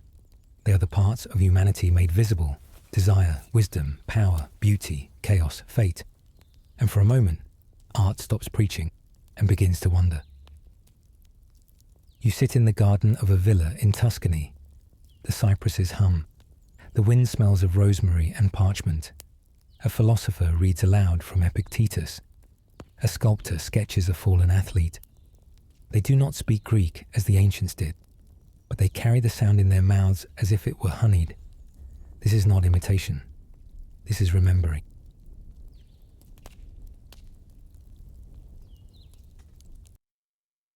And yet, the Renaissance is not Greece reborn. It is Greece reseen, filtered through Christian faith, through Latin law, through medieval sorrow. But the seed is the same. To ask, to wonder, to seek harmony between mind and form, between world and word. And so it spreads. North to Erasmus and the scholars of Rotterdam, west to Montaigne and his quiet essays, filled with quotes from Plutarch, from Seneca, from Demosthenes. Even across oceans, Greek thought sails aboard ships bound for new worlds. In classrooms, in constitutions, in quiet acts of rebellion, the whisper endures that a human being can think, and that thought can shape a life. Let the sun set now over Florence. Let the statues soften in the shadows. Let the books close gently on their wooden desks. The Renaissance did not revive Greece. It reminded us that Greece had never truly died. It had only waited, in ruins, in silence, in memory, until the right breath found it again. Sleep now in that breath. Let the columns stand tall behind your eyes. Let the myths hum low behind your dreams. And know this, you walk in the garden of thinkers, of painters, of poets, of seekers, and Greece is with you still. The columns still stood, but they no longer spoke. The statues were chipped, their names mispronounced. The temples had become ruins wrapped in vines and dust. For centuries, Greece had been a memory carried in books, in paintings, in philosophy, but not in itself. The land that once sang of gods and virtue now lived under others' flags. Romans, Byzantines, Franks, Venetians, Ottomans. The soil changed rulers, the villages stayed quiet, and yet, through each silence, something old remained. A name, a rhythm, a myth retold at a grandmother's hearth, a statue half buried in a field, still beautiful in brokenness, a church bell echoing through the mountains, ringing in Greek, though softly. You walk now through a stone village, perched above the sea. The wind carries the smell of wild thyme and ash. Children play with sticks beneath olive trees. A priest mends a broken fence with bare hands. This is not the Greece of Plato or Pericles, but it is still Greece, and soon the world would remember. In the 18th century, the West turned its eyes eastward. Scholars and poets, archaeologists and dreamers, they came with notebooks and brushes. They came seeking Homer's land.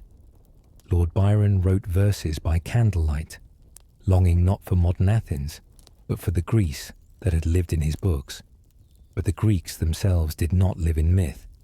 They lived in occupation, and they remembered not only the glory, but the grief.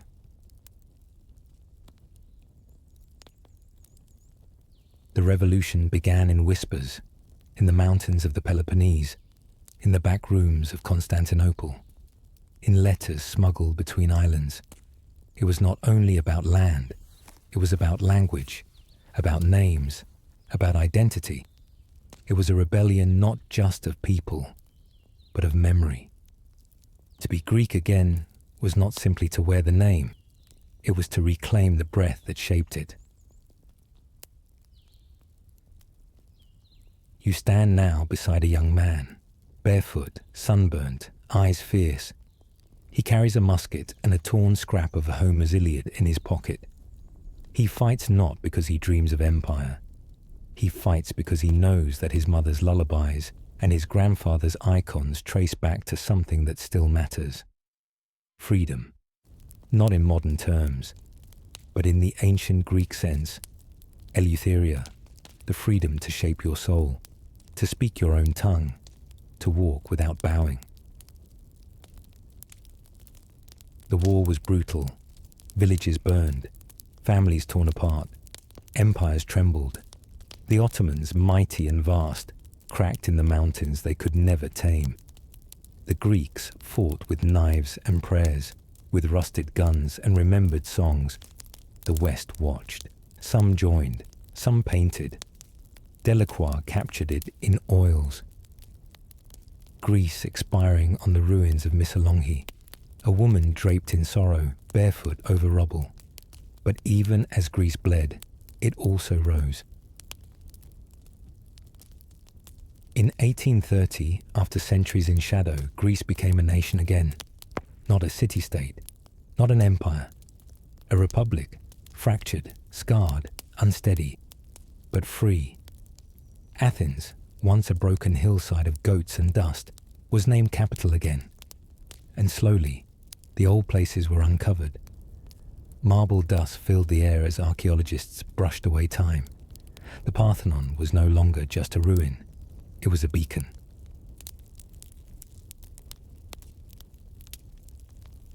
You walk its steps again, but now, in a new century. The columns are worn, the statues housed in museums, tourists walk with cameras, schoolchildren recite verses, once banned. But the soul remains. The Acropolis is no longer just a memory of what Greece was. It is a symbol of what it became, again.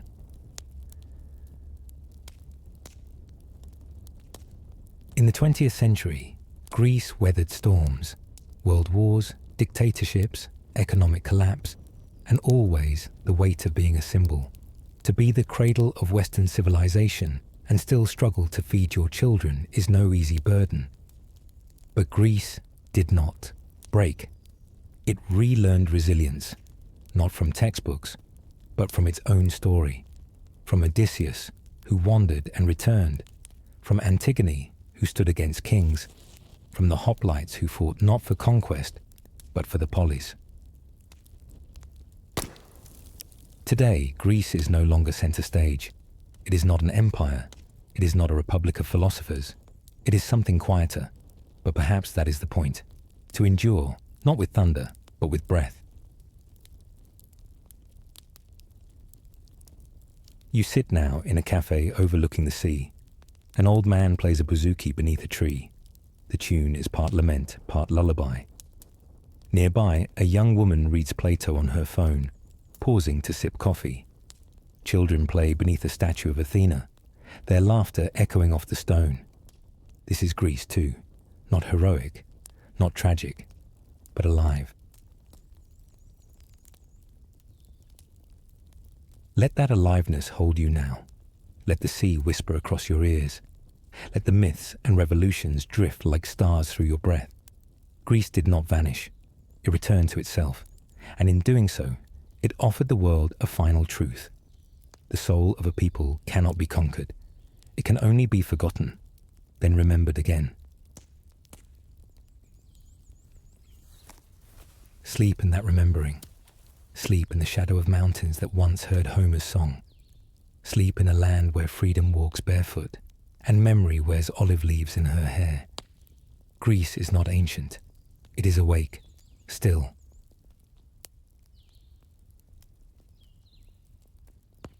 Some gifts are loud, a throne, a conquest, a crown of iron. But the gifts Greece left us are quieter. They live in the breath between words, in the pause before judgment, in the question that sits gently at the edge of certainty. You do not need to stand in Athens to feel them. They are already with you. They are in the laws that listen, in the art that aches, in the moments you wonder who you are, or who you might become. Greece left behind no empire carved in stone. What it built was softer and stronger. It gave us a way to see ourselves. Begin with democracy, not the polished version, but the raw one. Men gathered in the Athenian ecclesia, voices rising in heat and passion, each one equal beneath the weight of the vote. It was not perfect, it was not complete, but it was radical. To rule without kings, to trust ordinary people with decisions once reserved for gods or generals. In every raised hand was the memory of freedom, not as luxury, but as burden. To be a citizen was not to be free from responsibility. It was to be tied to it. Every voice mattered, every silence too. And even today, when you enter a voting booth or sign your name to a petition, you are echoing them. The citizens who spoke not for glory, but for each other. Now walk into the theatre. Stone seats curve around a bare stage. The sky is the roof. The wind carries each syllable like a sacred thread. You sit beside farmers, potters, generals, boys. The city is here, gathered to watch itself. And on that stage, tragedy, not to entertain, but to cleanse, catharsis.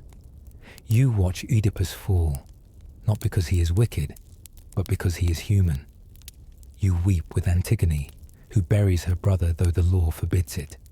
You flinch as Medea lifts the blade, as Agamemnon walks into the red-draped palace, as Electra rages in silence. The plays are old, the pain is not.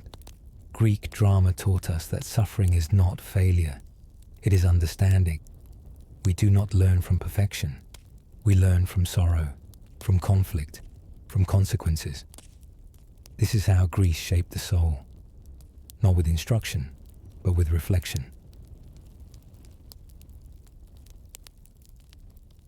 And in the philosopher's gardens, in the Stoa and the gymnasium, the soul was not escaped. It was studied. Plato told us to seek the form of the good. That reality is deeper than what we see. That justice lives first in the heart, then in the city. Aristotle taught us to observe, to balance, to ask not just what is right, but what leads to eudaimonia, flourishing. These were not abstract thoughts. They were blueprints for living. Greek philosophy gave us ethics as architecture, a way to build ourselves stone by stone. And when you pause before anger, when you ask yourself, what is the good life? You are speaking their language, even if you do not know it.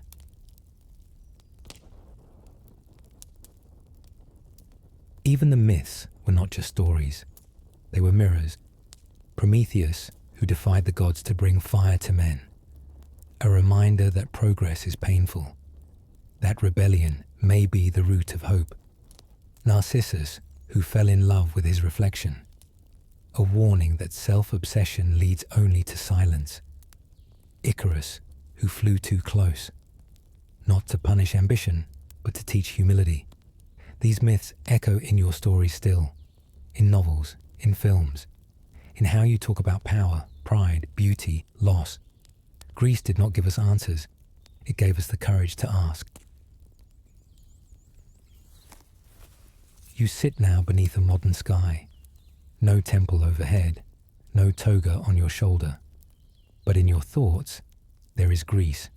In the courtrooms where lawyers quote logic. In the classrooms where students debate truth.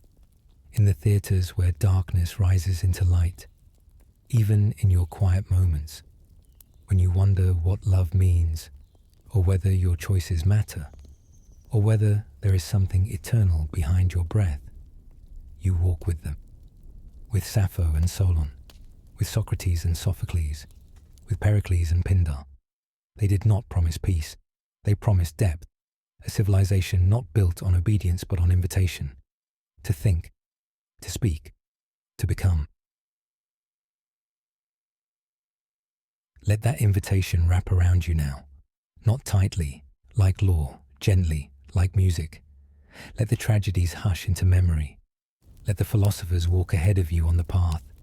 The gifts remain: democracy, drama, philosophy, curiosity, and something quieter, but deeper, the shape of the human soul, held up to the light and asked to shine. Sleep now, not in forgetting, in remembering. You are part of a story older than stone, carried not in blood, but in breath. And Greece, the idea, the question, the gift, is with you still.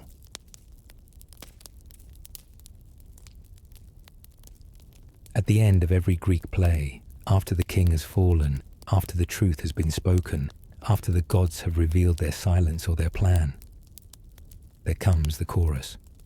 Not to explain, to reflect, not to judge, to remind. Now you stand there, in the space where marble meets dusk, where questions meet quiet, and the long breath of history exhales. This is the final chorus, and its voice is not distant. It is yours. You have walked through ruins and palaces, through fires and scrolls. through war-cracked earth and sanctuaries of reason. You have stood with Odysseus and Socrates and Pericles, and the quiet girl grinding grain on a hillside no map remembers. You have heard the gods rage and fall silent. You have watched thought become stone, and stone become dust, and dust become light again. And now you ask, what was it all for? Greece was never one thing. It was not a flag, not a border, not a single name. It was a thread, woven across time between cities that fought each other and thinkers who disagreed, and artists who shaped sorrow into marble. A thread spun not from power, but from presence, from being awake to the world, from daring to wonder and to weep and to try. Even now, the thread runs through you, not loudly, not with ceremony. It flickers in how you pause before speaking, in how you trace the moon's arc with your eyes, in how you listen to others, even when the room grows heated. Greece gave the world the idea that truth is not imposed, it is invited, that greatness is not control, but clarity, that the self is not a cage, but a lens. Look now at what remains. A broken column, leaning like a thought unfinished. A statue with no arms, still graceful. A word, democracy, spoken in languages Greece never knew. A child reading a myth as old as shadow. A poet echoing Sappho without knowing her name. This is not survival. This is song. You step into a museum, quiet as a chapel. There, behind glass, rests a kylix, a wine cup painted with dancers, each figure curved in motion, each gesture captured as if the painter had loved their breath more than their body. Nearby, a fragment of Homer sits open. The text is faded, but the rhythm still carries. Dactyls and spondees, syllables shaped like footfalls on a long road home. And in another room, a school group sits cross-legged beneath a statue of Athena. They ask questions, some laugh, one sketches, and though none say it aloud, they are living the inheritance. They are the final chorus.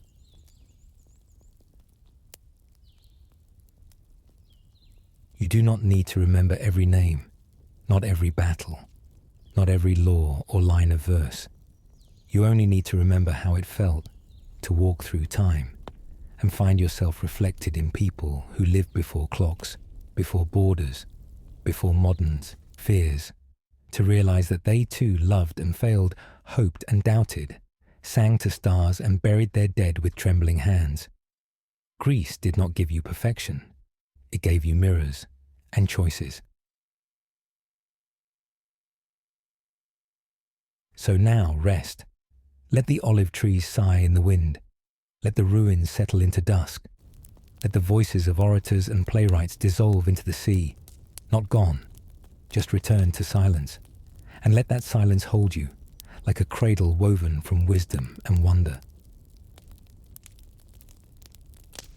Tonight, you are not falling asleep to a history. You are sleeping inside a story still unfolding, still echoing, still yours. You do not need to remember every chapter. You only need to carry the thread, gently, curiously, bravely. Because when you ask what it means to live well, you are in Greece. When you stand for justice, even when it is hard, you are in Greece. When you weep for a stranger's tragedy, or pause before beauty too large for words, you are in Greece. It is not a place. It is a light, a way of walking the world as though it matters, as though you matter, as though the soul itself were a temple still being built. So sleep now. The play has ended. The heroes have spoken. The thinkers have whispered their questions. And the chorus, which is you, has fallen into quiet reflection. Let your breath slow. Let your thoughts drift. Let Greece, eternal and unfinished, cradle you gently in its arms. And know this, you do not walk alone. You walk with every mind that dared to wonder, with every voice that spoke without fear, with every dream carved into stone or syllable, and the thread, bright, ancient, alive, is still in your hands. Some stories end. They close like a door behind you, and firm, final, known. But Greece does not end. It returns. Not like a circle, like breath. Inhale, the question. Exhale, the search. Again and again, the world finds itself stepping into the long shadow of Greek thought, not because it is ancient, but because it is awake. And every time we wonder why or how or what matters most, we walk a road that once passed through Athens, through Delos, through firelit rooms where a single voice dared to ask, what is the good?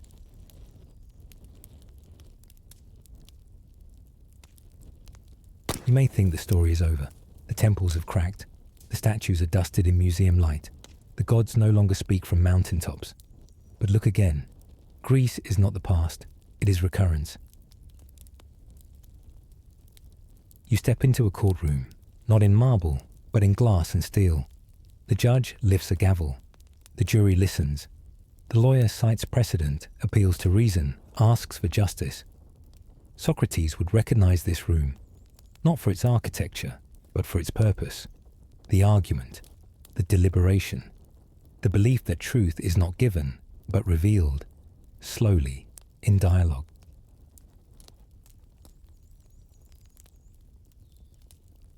Elsewhere, a young woman recites poetry into a microphone, her words alive with rhythm and rage.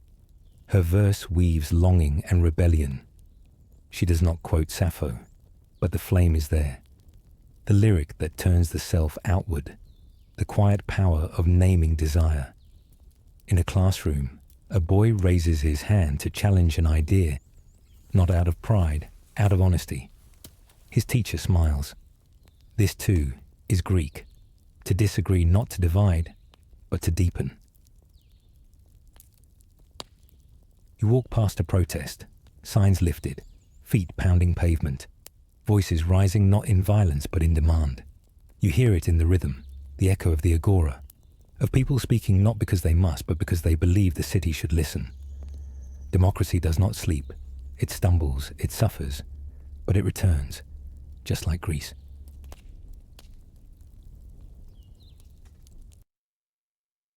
Even in silence, Greece breathes. In a quiet hospital hallway, a doctor contemplates ethics. Should life be prolonged? At what cost? With whose choice? They do not quote Aristotle, but he is there. His questions folded into modern dilemmas. His pursuit of the mean between extremes, living in each hard decision. And in your own life, in the still moments, when you wonder, am I living well? Am I choosing wisely? What is love really? What does it mean to be free? You are not alone in those thoughts. You are not the first. Those questions have been carried like torches for thousands of years, hand to hand, heart to heart. There's no single return. Sometimes Greece returns in architecture, a column lifted into a new sky. Sometimes in law, a principle debated in a room of strangers who call each other equals. Sometimes in music, a melody based on the modes once played on a lyre. Sometimes in silence, when you sit beside someone you love and wonder aloud what a soul is made of. The eternal return is not repetition, it is remembrance, not as nostalgia, but as renewal. Greece does not ask you to become ancient.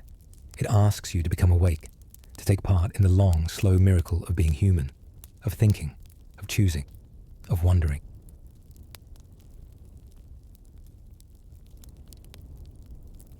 You stand now at the edge of the sea. Waves curl over your toes. The sky above you is vast and clean. Somewhere in this water, Odysseus once sailed. Alexander once crossed. Athenian ships once rowed out to meet their fate, or their truth. And the sea does not remember names. It remembers rhythm, just like Greece.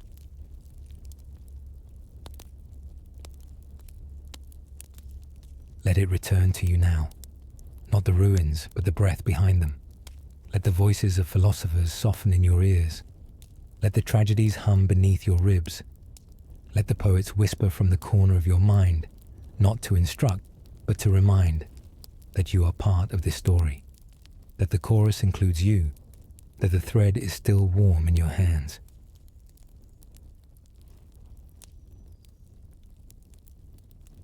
You do not need to know every god, or quote every text, or walk every ancient stone.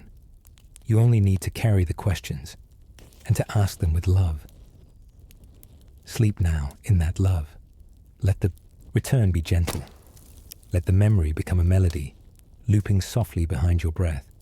Let Greece come to you not as a monument, but as moonlight on olive leaves, not as history, as heartbeat, not as empire, as invitation. Sleep comes softly in Greece, not all at once, not with finality, but like twilight sliding over columns, stone turning to silhouette, marble dissolving into shadow. And in that hush, you hear it, a lullaby woven not from lull or lyre, but from the land itself. The trees still remember.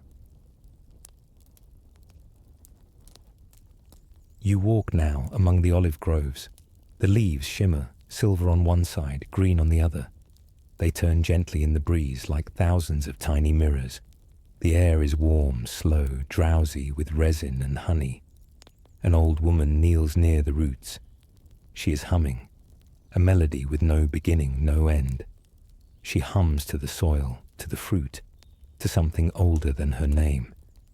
This is how Greece sings to those who sleep, not in grand chorus, but in rhythm, the hush of breath, the weight of memory, the long patience of trees.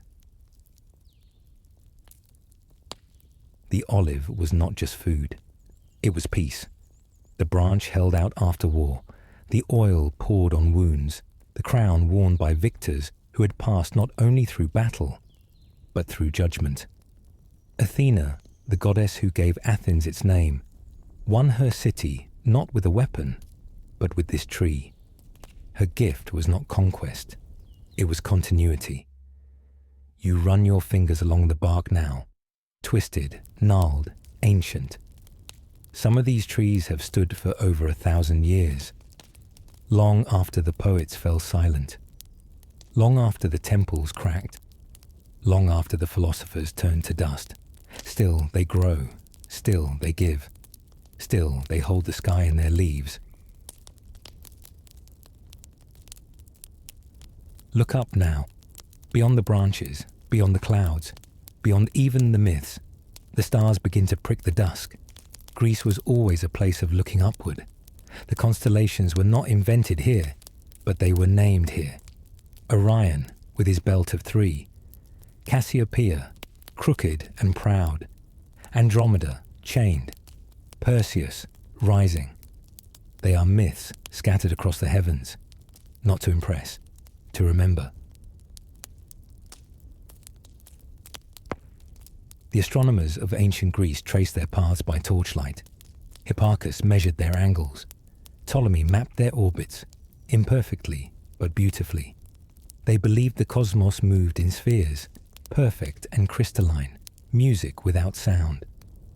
They were wrong, but also right, because even now you feel it, the hush of night, the turn of the earth, the way your breath slows as your gaze lifts.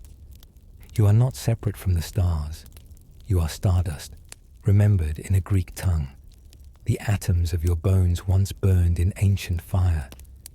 Your blood remembers the salt of the Aegean, and your soul, it still listens for the voice that asked, why?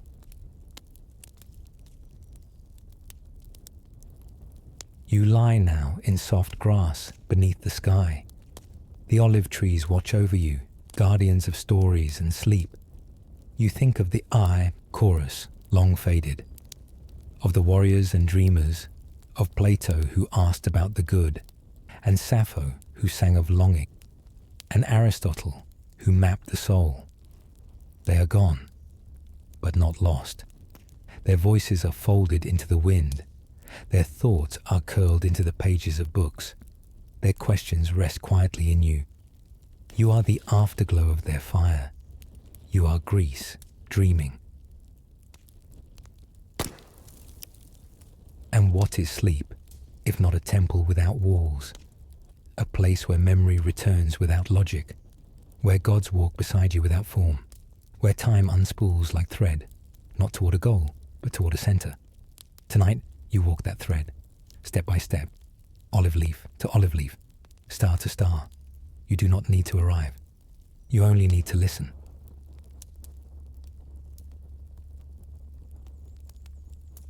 In your dream, you hear waves. A child recites a line of Homer.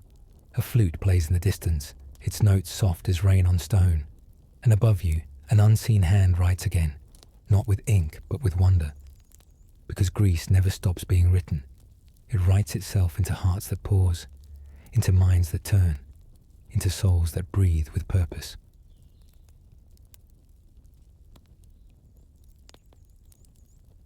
Let the lullaby carry you now. Let it hum beneath your ribs. Let it curl around your ankles like mist from Delphi. No gods to fear, no heroes to please.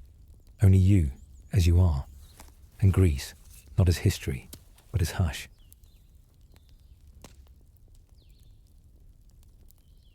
Here is the gift, that in the quiet, after all the wars, after all the thinking and building and falling, what remains is gentle. An olive tree, a line of poetry, a breath. That is enough, more than enough. Sleep now. Let the stars tilt slightly to watch you as you rest. Let the soil remember your warmth. Let the ancient lullaby continue, even as you drift beyond its words. You are not alone. You never were. The soul of Greece is still singing, and tonight it sings for you. Some threads fray, others break, but some, the rare ones, do not end. They vanish and reappear, woven into new cloth, new voices, new dreams. Greece is such a thread, not held only in temples or textbooks or ruins washed in touristic light, but in futures not yet written. The past does not simply live behind us. It flows forward, carried in thoughts, in systems, in the way we shape ourselves without realizing who whispered to us first. You walk now not through an ancient city, but a modern one. Trains hum beneath your feet. Screens flicker beside your eyes. The pace is fast, and the buildings stretch upward.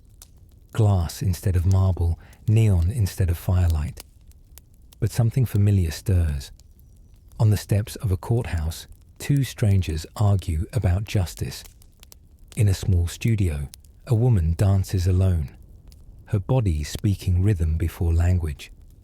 A young student studies logic under a blue lamp, mapping argument the way Aristotle once mapped the soul. These are not echoes, they are continuations.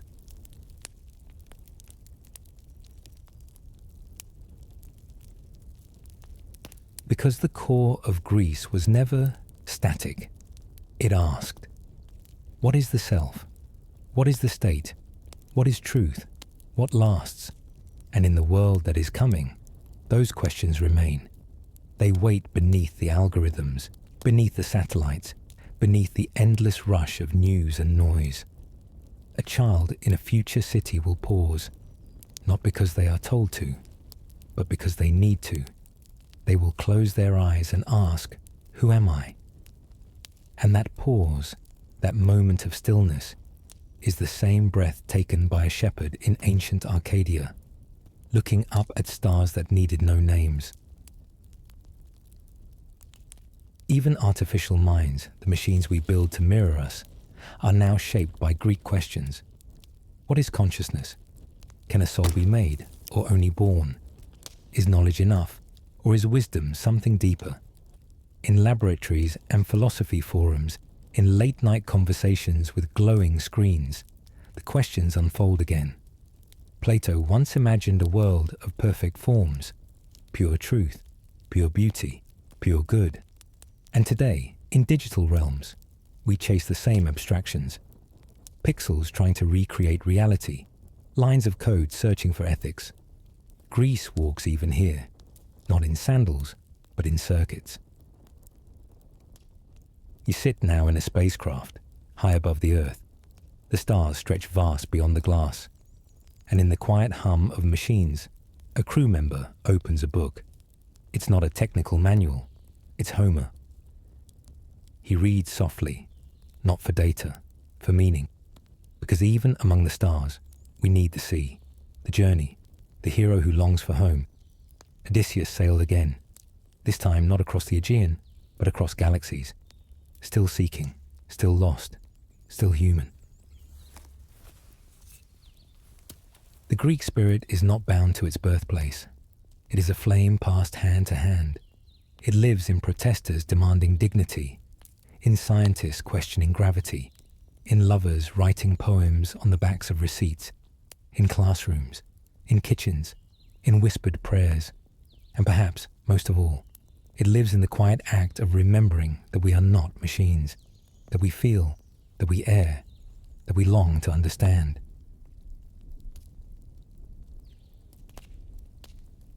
You walk now through a field of solar panels.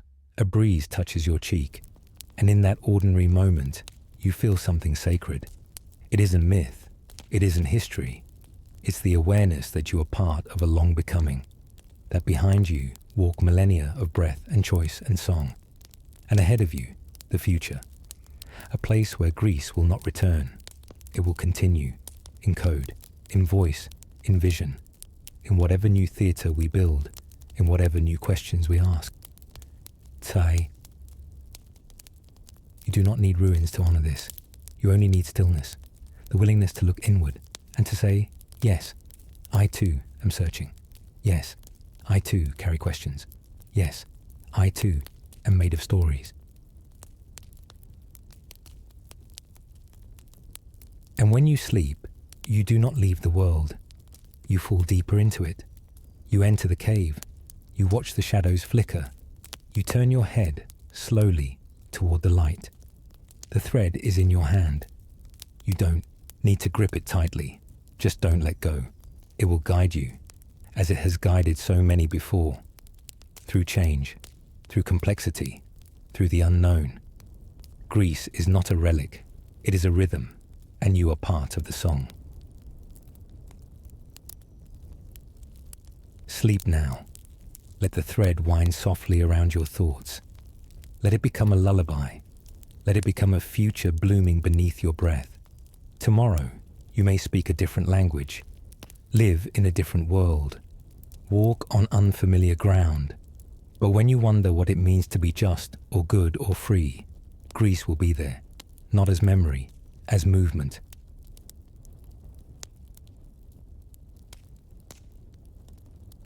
Evening falls slow over the Aegean, not as a shadow, but as a blessing. The light lingers longer here, not just because of latitude or sky, but because it knows how to say goodbye. This is the final light. It touches the edge of whitewashed homes, turning stone to flame. It rests on the tops of olive trees, turning leaves to silver coins. It stretches across still water, painting a path that seems to lead not to the horizon, but inward. You stand on a cliffside now, above a quiet bay. There is no monument behind you, no scroll in your hand, only the wind, only the sea, only the last warmth of sun against your face. And somehow, this is enough.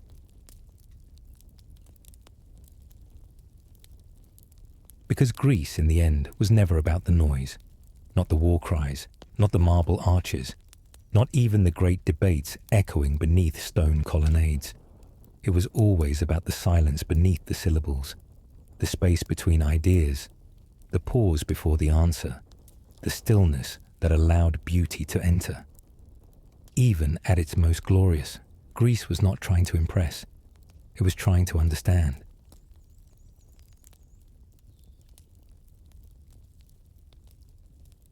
The final light reminds you, you do not need to know everything. You only need to remain open. The questions are enough. The path is enough. The act of reaching, that is the flame. Plato once said that philosophy begins in wonder.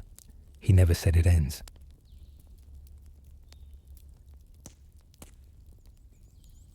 This bay has no name in the guidebooks.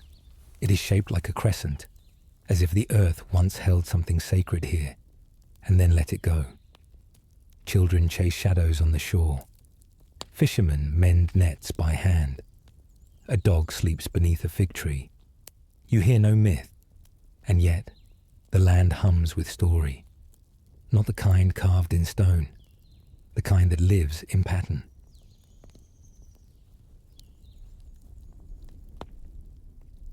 Because Greece is not a place, it is a pattern. It repeats wherever a human chooses meaning over power, where a mother tells her child a story older than fact, where a citizen raises a hand not to strike but to speak. It lives in symmetry, in proportion, in the tension between chaos and order, and the beauty that rises in between.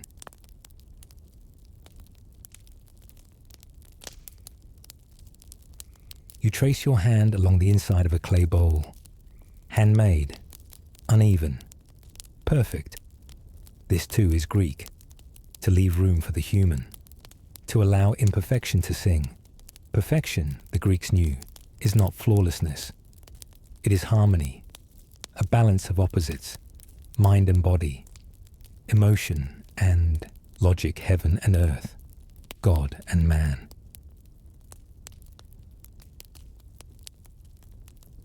Now the sun dips lower, the light flattens, the sky blushes with colours the philosophers never tried to name, because some things are meant to be felt, not defined.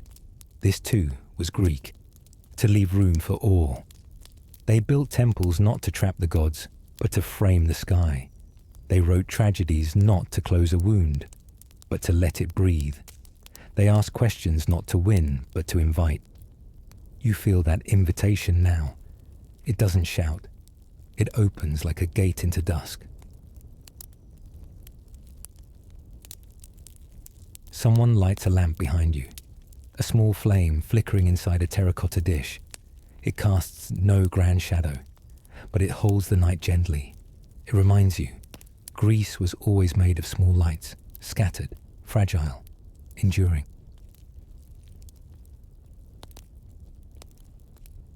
Let this final light be a kind of prayer, not to a God above, but to the soul within, a prayer of remembering that truth is not a destination, that freedom begins in the mind, that justice is not a system, it is a practice, that beauty, real beauty, requires no approval, it only requires presence.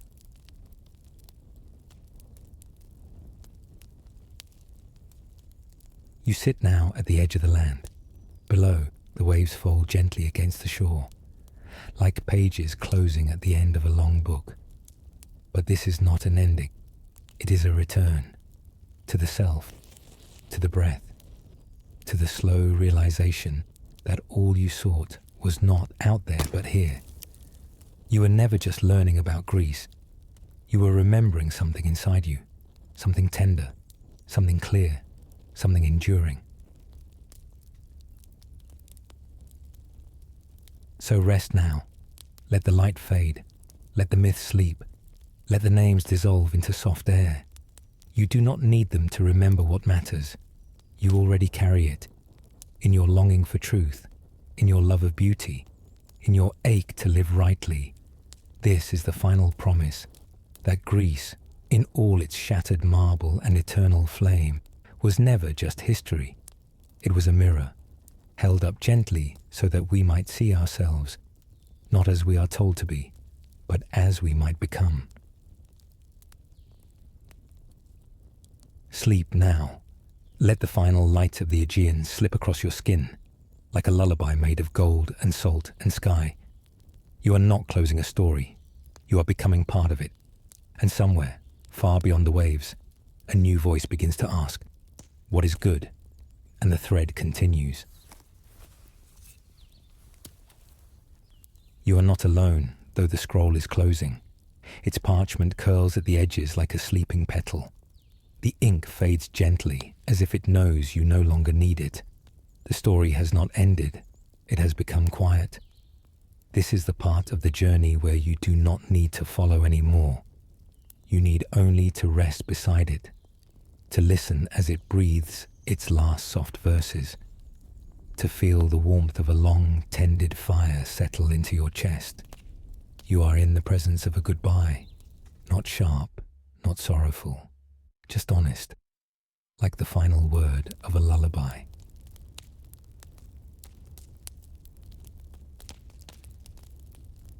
They called it the cradle of thought, not because no one thought before, but because Greece gathered thinking like a mother gathers seeds.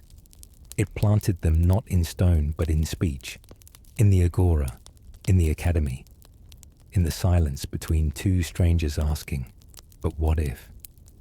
And from those seeds came the shapes we still move through. Justice, citizenship, love, article soul, not as monuments, but as questions. Greece never gave final answers. It gave frameworks, contours, courage. It dared the mind to wander and the heart to care for something beyond itself. Now you walk slowly through a library, not of shelves, but of echoes. Scrolls are rolled tightly in rows, some made of papyrus, some parchment, some never written at all. Ideas breathe here. They wait without impatience. They know time will come for them again, when the world is ready to listen. You reach out gently and trace the faint script of a name. Anaximander, a line that says the earth floats in nothing. Another, Aspasia, whose voice was nearly erased but not quite. And then, Epicurus, who reminds you that happiness is found not in abundance, but in the absence of fear. They speak not aloud, but you hear them anyway. You do not need to study them tonight.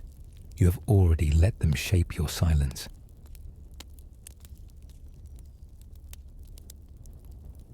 Outside the library, olive trees rustle. A cat walks the ledge of a broken arch. The sun is long gone, but the stars now offer their own kind of script. It's always been this way in Greece. Night is never a void. It is a canvas for meaning. And sleep is not forgetting. It is remembering slowly.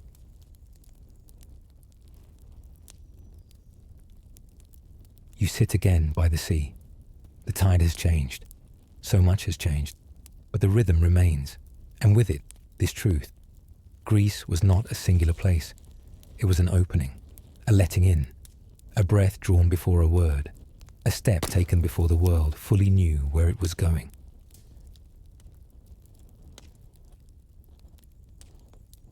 You are part of that step now, not because you memorized a myth or recited a battle, but because something in you answered when called. Because when you heard of Icarus, your heart knew something about daring too close to light. Because when Socrates asked if the unexamined life is worth living, you felt your own stillness turn toward reflection. Because when Sappho sang of the pain of being seen, you nodded. Those centuries stood between you. This is what it means to carry Greece forward. Not to preserve it, but to feel it. Not to visit, but to inherit. And inherit you have.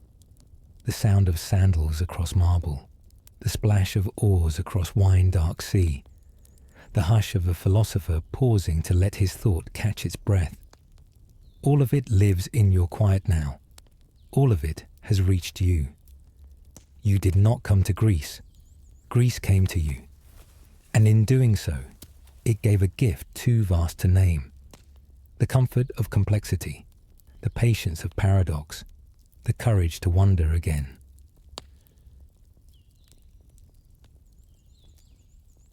The scroll is nearly closed now, but not locked. It can be opened again, any night you wish. It will not scold you if you forget the names. It does not care if you misplace the years. It only asks that you remember how it made you feel. Not proud, not clever, but human. Deeply, imperfectly, gloriously human. As they were, as you are, as the world must be, if it is to continue. The cradle rocks slowly now, its wood worn smooth from centuries of dreams, Inside it, no child sleeps, but the spirit of becoming does.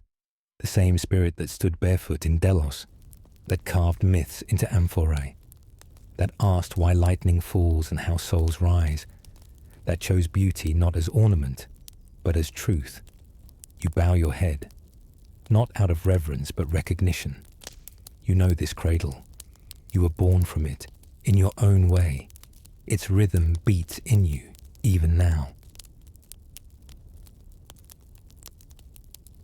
So sleep now, as the scroll seals with its soft golden breath. Let Greece fall silent, not because it is gone, but because it has been spoken. Let it rest in you like the echo of a flute, or the shimmer of torchlight on marble. Let it sleep, let it bless, let it begin again, whenever you choose to wake it. This was not history, this was a remembering, and you remembered well.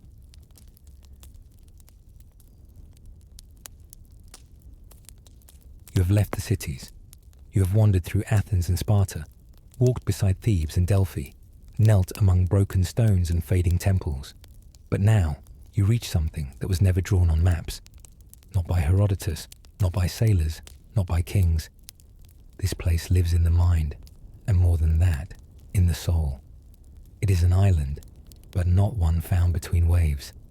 It drifts just beyond thought, like a dream half remembered, or a melody whose words you cannot place, but which hums true in your chest. This is the island of the soul, and here Greece becomes more than geography. It becomes breath.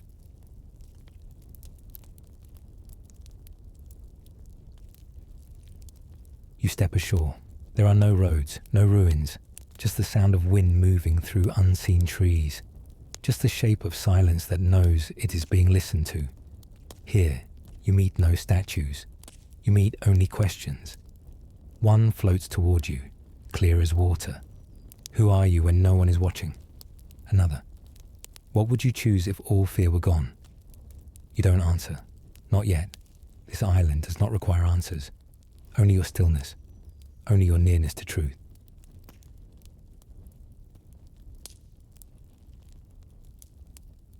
In the center of the island, there is a grove. Not sacred because it was declared so. Sacred because nothing is rushed here. A fig tree leans just enough to shade a circle of stone. A spring gurgles nearby, its sound not loud, but eternal. You sit. The ground is warm. And suddenly you realize, this is what Greece always meant. Not the wars, not the gods in thunder, not the laws carved by chisel, but this, the invitation to sit, to be, to hear the murmur of what lies beneath all noise. The island speaks to you in gestures, a breeze brushing your face like memory, a pebble warm in your palm as if it had waited for your hand. You close your eyes, and in that stillness, you feel the presence of all who sat before you. Socrates, barefoot and smiling, not telling you what to think, but smiling because you are thinking at all. Hypatia, with ink on her fingers, watching a question form in your mind like a star gathering light. An unnamed poet whose verses never survived, but whose longing lingers here, because longing never dies. They are not ghosts, they are echoes, and echoes in Greece never fade. They change form. You open your eyes. The island is the same, but something in you is not. You feel no urgency to move, no rush to understand, no burden to carry history like a weight, because here Greece has shed its monuments, its conquests, its centuries. It stands beside you naked of power, but full of presence, like a friend who does not speak much, but sits with you through the night. Perhaps this is what the philosophers knew. That truth is not something you win. It is something you share. That wisdom is not in answers, but in the grace to let another speak. And that a soul, to be fully itself, must rest as much as strive. You let your breath slow, and suddenly, you hear things you hadn't before. The soft click of beetle legs in the grass, the tremble of a leaf as it lets go of its branch, the whisper of your own thoughts as they soften and cease to chase. You are not asleep, but you are not entirely awake either. You are in the place between, the liminal grove where myth becomes marrow.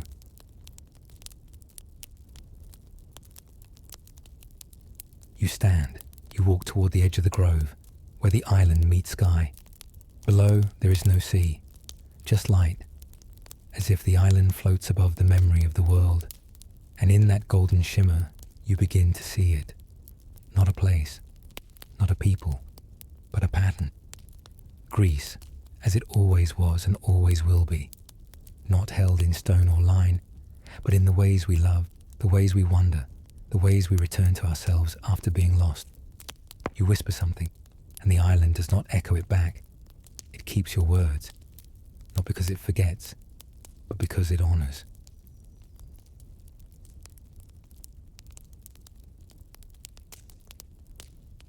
You begin to descend now, the soft path leading you back to the boat you never remembered boarding. But your heart has changed. You carry nothing, and yet everything feels full.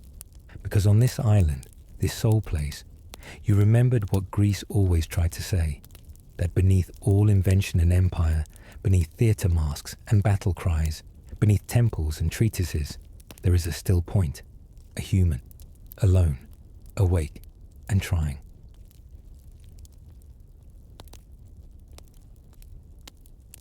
You look back one last time. The island is vanishing, as islands in the soul often do. But that does not mean you've lost it. It lives now in how gently you will speak tomorrow, in how you will pause before anger, in how you will reach toward beauty even when the world tells you not to. It lives in the invisible, and the invisible is eternal.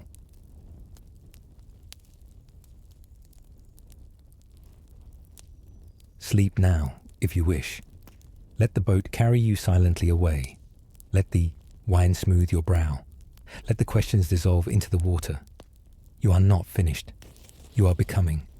And the island of the soul will wait, always, beneath the surface of your breath.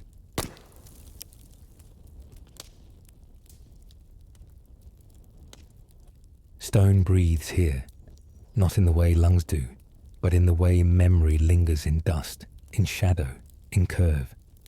You stand beneath the Parthenon, not in its golden youth, but in its noble ruin. The gods have moved on, but the silence they left behind has its own divinity. Columns rise around you, broken, yes, but not defeated. They still reach. That is enough. This is the temple not of worship, but of resilience. And beauty here is not perfect. It is persistent. They built it for Athena, the warrior goddess born not in pain but in thought, springing from Zeus's head fully formed, armored in wisdom. How fitting that her temple would one day stand half crumbled and more beautiful for it. Perfection breaks, but grace endures. Look closely. The lines are no longer sharp. The marble has yellowed. The carvings are worn. And yet it holds. You walk between the columns. Each one hums softly. Not a song, but a kind of frequency, as if every groove is a line of verse waiting to be remembered. In the breeze that curls between the pillars, you hear footsteps, not yours. Children of Athens, their laughter bouncing against marble. Priests speaking low. A sculptor murmuring to his stone. And somewhere, someone weeping, quietly, because even sorrow felt sacred here. Beneath your feet is not just rock, it is idea. They did not build this to last. They built it to mean. And meaning, unlike stone, does not shatter. Once the Parthenon housed a statue so tall it seemed to hold the sky. Athena, her spear touching the ceiling, her shield etched with the battles of gods and men. Now she is gone, but the space she filled still holds shape. It is a silence that speaks. What you love most may vanish, but its shape remains in you. You live around it. You remember through it. You are never truly without it. You pause at a carved frieze, faded figures mid-stride, a procession frozen, their arms outstretched, their robes caught in a breeze no longer blowing. They are not trapped. They are simply waiting. Waiting for someone like you to notice that beauty does not belong to time. It slips through. It lingers. It waits. A guide passes by with a group, her voice low, reverent. This temple has been church, mosque, fortress, ruin, and still, it is temple. You smile, because Greece never clung to form. It let things change, and in that change, it endured. Perhaps that is the lesson of the Parthenon, to age gracefully, to lose without bitterness, to be broken but never ashamed, to let history write over you, and still remain readable.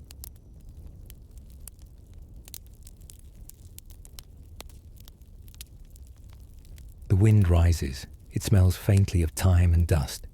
You close your eyes, and in that dark, you see them.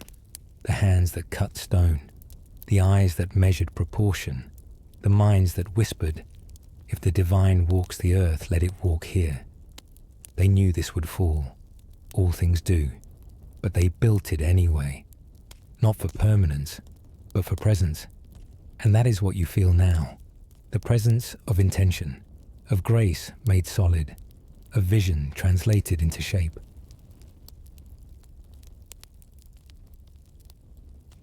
When you open your eyes, the light has shifted. The shadows stretch long, casting the columns into contrast, dark and bright, stillness and sky. The Parthenon glows, not as it did in youth, but as something that knows it has survived. It does not demand your awe. It receives your gaze like an old friend who has nothing left to prove.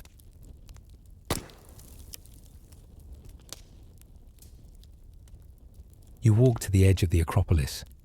Athens stretches below, a city still humming, still breaking, still building, still trying. You see rooftops and alleys, bikes and bells, children kicking soccer balls in courtyards where philosophers once taught. This is the beauty Greece gave the world. Not fixed, not flawless, living, messy, moving. A beauty that refuses to die. You descend the stone steps slowly. The night comes gently, and behind you, the Parthenon does not disappear. It simply rests, as it always has, letting time pass through it like wind through open columns. You carry a piece of it now, not a fragment of marble, but a reverence for what remains even when the original is gone, a reverence for what is broken and still beautiful. So rest now. Let this section of the story settle in your bones like ancient dust. Let the columns rise behind your eyelids as you drift. You do not need to recall every date, every war, every name. Only this, that under the weight of time, there are places that endure not because they resist, but because they receive. And in receiving, they remind us of something essential. That beauty, true beauty, need not ask to be remembered. It simply stays.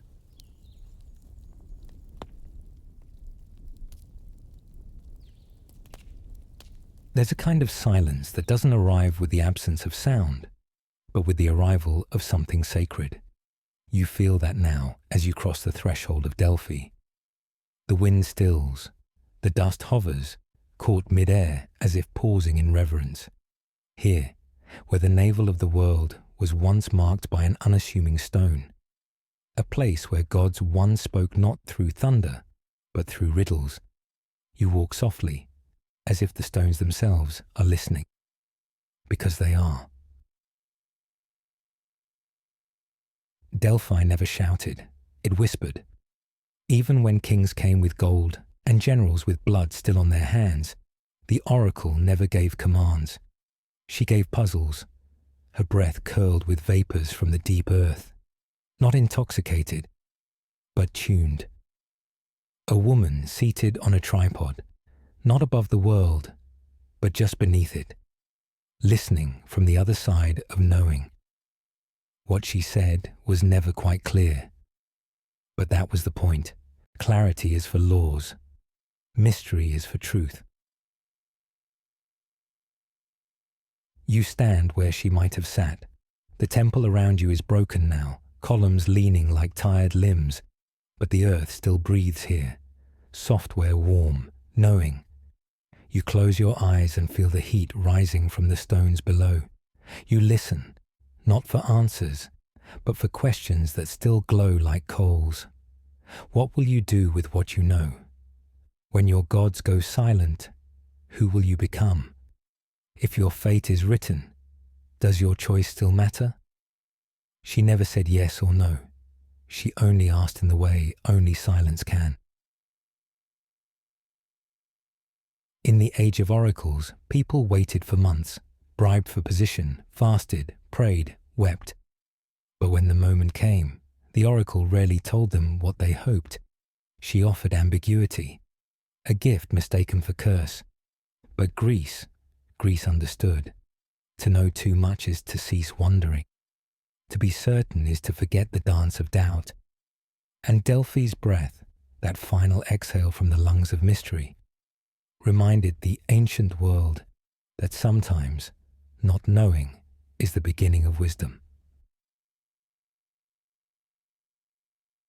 You walk through the remains of the sanctuary. The theatre looks down on you from the hill, where once the chorus sang of gods and grief. Farther up, the stadium, where sweat and glory once mingled on bare skin, but none of it speaks louder than this space, the sacred center, the place where a woman closed her eyes and became the voice of something older than language. The oracle did not speak for Greece. She spoke for the spaces between courage and fear, between fate and free will, between death and whatever may come after. She did not tell you what path to take. She only lit the fog with one candle and dared you to walk forward anyway. And now, long after her last breath has dissolved into stone, you stand here not seeking prophecy but presence. And presence, you realize, was the real oracle all along. Not the words, not the riddles, but the stillness that asks you to hear yourself without noise.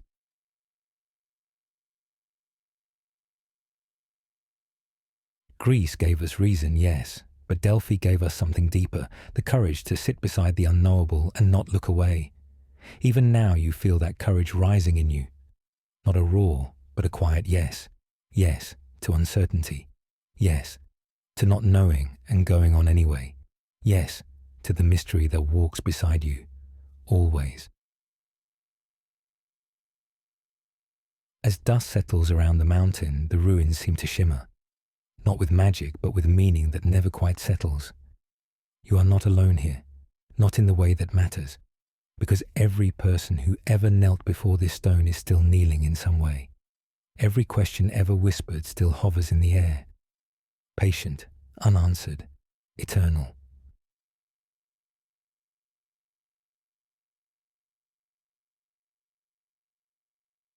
You take one last breath, and in that breath you hold every question you've never asked aloud, and something deeper still, the feeling that you don't have to.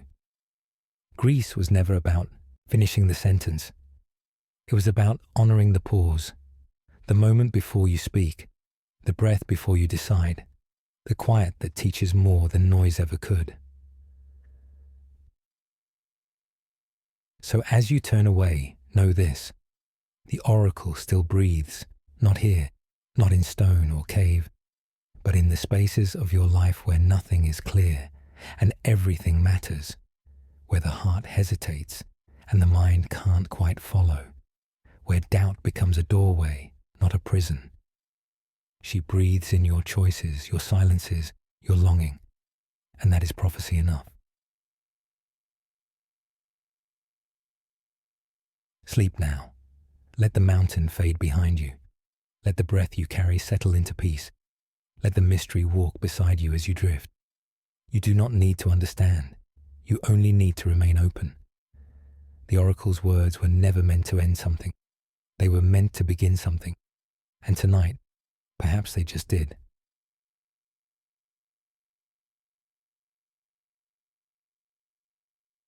There is no thunder today, no lightning split the sky, no divine fury, no punishment carved in flame. The gods did not fall, they faded. And that, perhaps, is more mysterious than collapse. You walk among the marble figures now. Apollo with his lyre, Zeus with his beard of storms, Athena with her knowing eyes carved from stone, each one frozen mid-command, mid-blessing, mid-judgment. Their gaze does not meet yours. They are no longer looking, not because they turned away, but because we stopped believing they were watching. The gods of Olympus once walked with fire in their footsteps. They shaped the fates of mortals like potters shaping clay, jealous, wild, radiant. But gods require breath to exist, not their own, ours. And when our breath turned to reason, and our prayers turned to philosophy, the divine became form instead of force, a statue instead of a storm. It did not happen in a single night. There was no war between gods and men, no final trumpet, no burnt offering refused. It happened the way snow melts, slowly, unnoticed at first, a temple emptied of offerings, a festival shortened, a hymn no longer sung, and one day no one looked to the mountain anymore. Olympus still stands, tall, quiet, unmoved, but it no longer trembles with divine presence. Now it is just a mountain, and yet still sacred. Not because gods dwell there, but because memory does. The memory of a time when people believed the sky had a voice, when thunder was not just weather, but a message, when morality wore a face and justice a crown. Tracé. You run your fingers along the cold marble of Hera's robes. So many folds, so much detail. Someone once believed she deserved eternity, and in a way she got it. But it is not the eternity of voice, it is the eternity of silence. What happened to the gods? Some were absorbed, merged with saints, angels, ideas. Others drifted, became metaphors in books, paintings on ceilings, lines in poems. They became art, and in that transformation, they lost their fury but gained something stranger, stillness. You think now of Dionysus, the wild god drunk on ecstasy and grief. He perhaps mourned the longest, because joy without worship is like wine spilled into dust. You imagine him lingering at the edge of belief, a goblet slipping from his hand, not shattered, but empty. But not all is gone. Something remains in the statues, even in their silence. It's not power. It's not magic. It is witness. The gods remember. Even if they do not speak, they hold what we gave them. Our hopes, our fears, our need to believe that the world was made for us and that it listens. And perhaps that was the truth all along. The gods were not above. They were within. Olympus was a mirror. The myths were stories we told ourselves to make sense of the unspeakable, to give form to love, to rage, to war, to mercy. We did not lose the gods. We internalized them. We carry Zeus when we demand justice. We carry Demeter when we grieve. We carry Artemis in our longing for wildness. We carry Hades when we face death without turning away.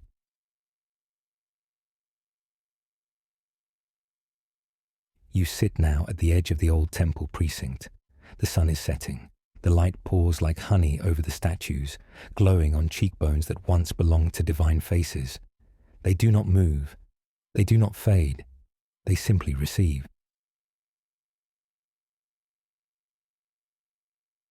And as you watch, you feel something shift inside you. A small understanding, a quiet truth. That belief doesn't need thunder. It doesn't need temples. It needs attention. And perhaps when the gods grew silent, they were not banished. They were waiting, waiting for the quiet ones, the ones who do not shout, the ones who still listen when the world is very still, like you now.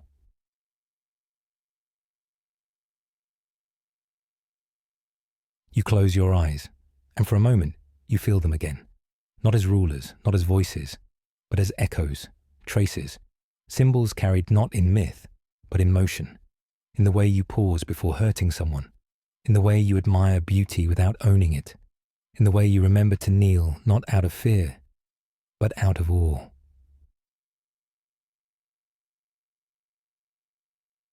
The gods became statues, but beauty refuses to die, and reverence, even when it forgets its own name, still finds its way home. Sleep now. Let Olympus return to silence. Let the marble gods return to dreams. You do not need them to speak. You only need to remember that once, long ago, we built a world in their image because we needed a mirror that was divine. And maybe, just maybe, we still do.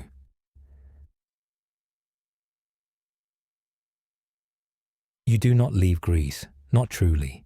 Even when you sail from her shores, even when the ruins fall behind the horizon, you carry her with you, in your thoughts, in your tongue, in the quiet architecture of your soul. She lingers, not as empire, not as power, but as pattern, a rhythm beneath the skin of the world.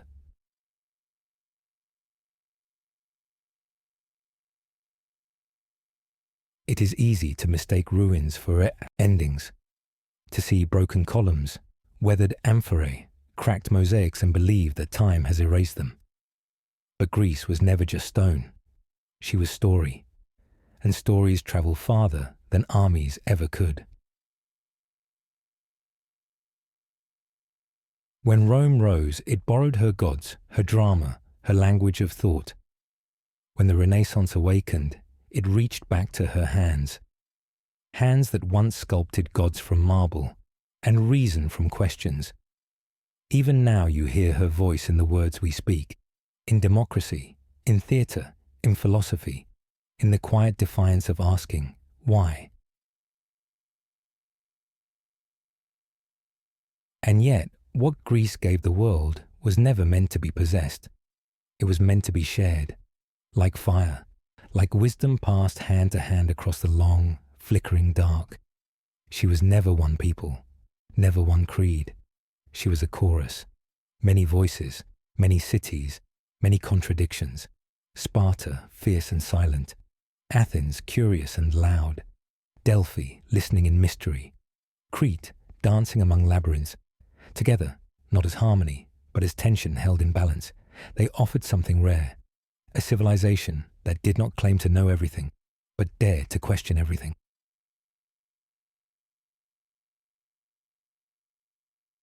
Even in collapse, Greece gave. Even in silence, she taught. Because what endures is not just knowledge, but how we seek it. And Greece taught us not what to believe, but how to wonder. You stand now in a library, far from the Mediterranean light. The marble has turned to concrete, the columns to fluorescent bulbs. But on the pages before you, she stirs.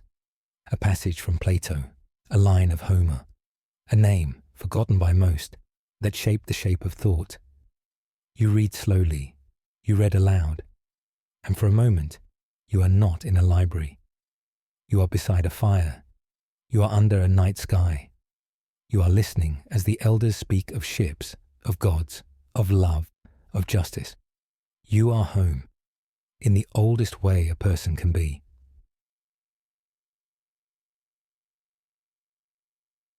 What did we carry home from Greece? We carried the theatre, where tragedy revealed the dignity of sorrow and comedy, the humbling of pride. We carried the trial, where words could outweigh weapons.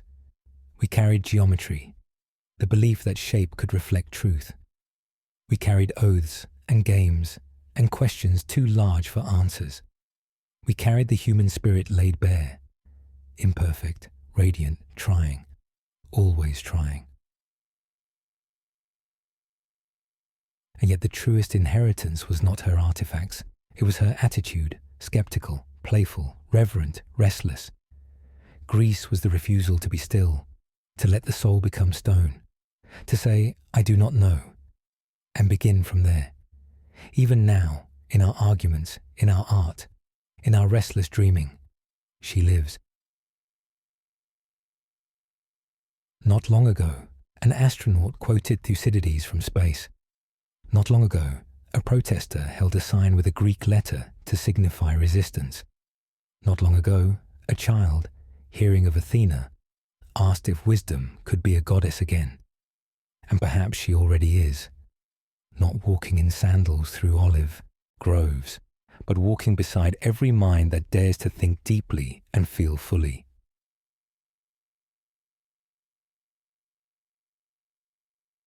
In the bones of the world, Greece is marrow. She does not need monuments. She does not ask for statues. She asks only to be remembered by how we live, by how we choose speech over silence, wonder over certainty, curiosity over comfort, by how we rise, not just from victory, but from ruin. You sit now in your quiet room. The night leans in, and Greece, the ancient, broken, brilliant Greece, leans in too, not as a ghost, but as a teacher, softly, patiently, whispering through the silence. You are not alone in your asking. You are not alone in your longing. You are part of something older than empires and younger than dawn, a story still being told. So rest now, let your breath slow. Let the marble city dissolve behind your eyes. Let the salt wind of the Aegean fade into dream. And when you sleep, know this, you carry her with you, not in your hands, but in your questions. And as long as you wonder, as long as you seek, as long as you believe that wisdom is still worth the journey, Greece will never be gone.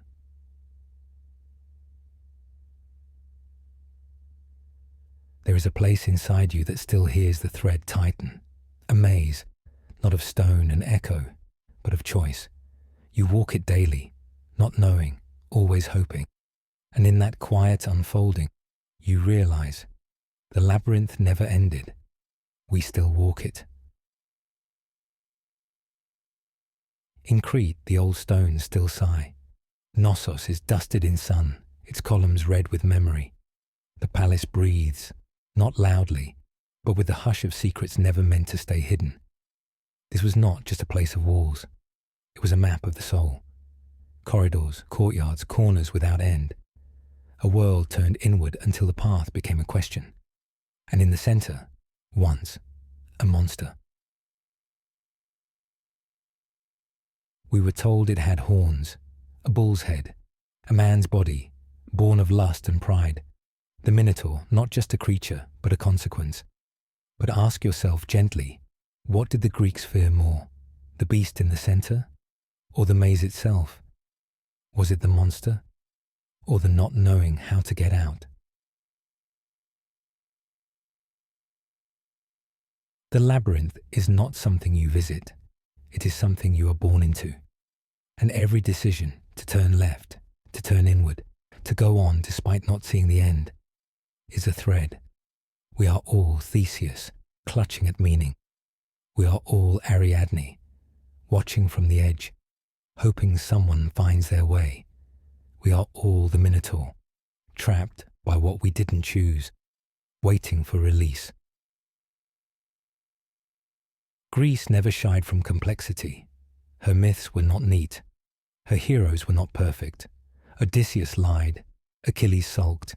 Heracles broke before he rose. And yet, we still walk with them, because they were true in the only way that matters. They were us, magnified. Their flaws were windows, not warnings. Their mistakes became maps.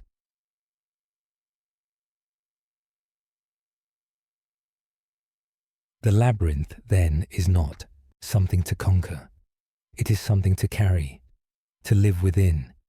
It is your grief, your longing, your slow forgiveness of self. It is the echo of your name when you are alone. It is the choices you make when no one is watching. It is the thread you offer to someone else when they are lost. Ancient Greece knew this. That truth was never simple. That wisdom required circling, returning, falling, getting lost and getting found again. They built their questions into temples, into poems, into plays. They carved uncertainty into marble, let paradox bloom in their dialogues. They believed that to live well was to dwell deeply within the maze, not to escape it, but to understand its shape.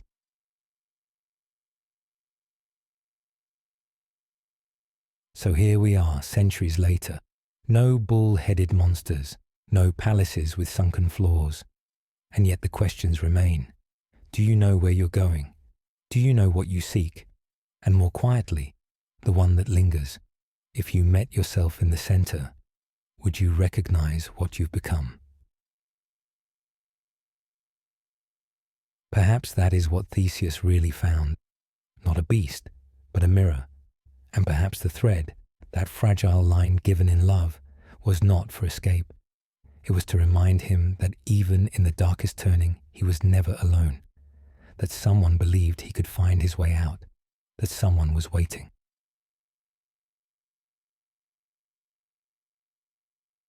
We are not so different now.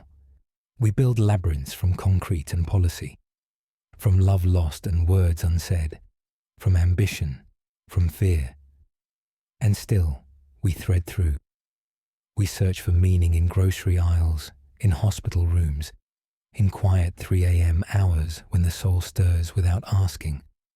We seek what the Greeks sought, to make beauty from struggle, to make sense of sorrow, to hold contradiction without breaking.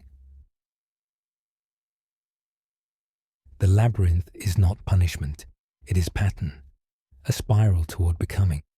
You walk it every time you forgive, every time you fall and rise, every time you sit with someone else's pain and do not run. The Greeks whispered it long ago. The path out is also the path in. And the thread? It is still in your hand. So sleep now. You are not lost. You are turning, as the stars do, as the earth does, as every story must. You are not behind. You are not late. You are in motion. Inside the oldest myth we know, the search for self, the courage to face the center, the grace to return changed.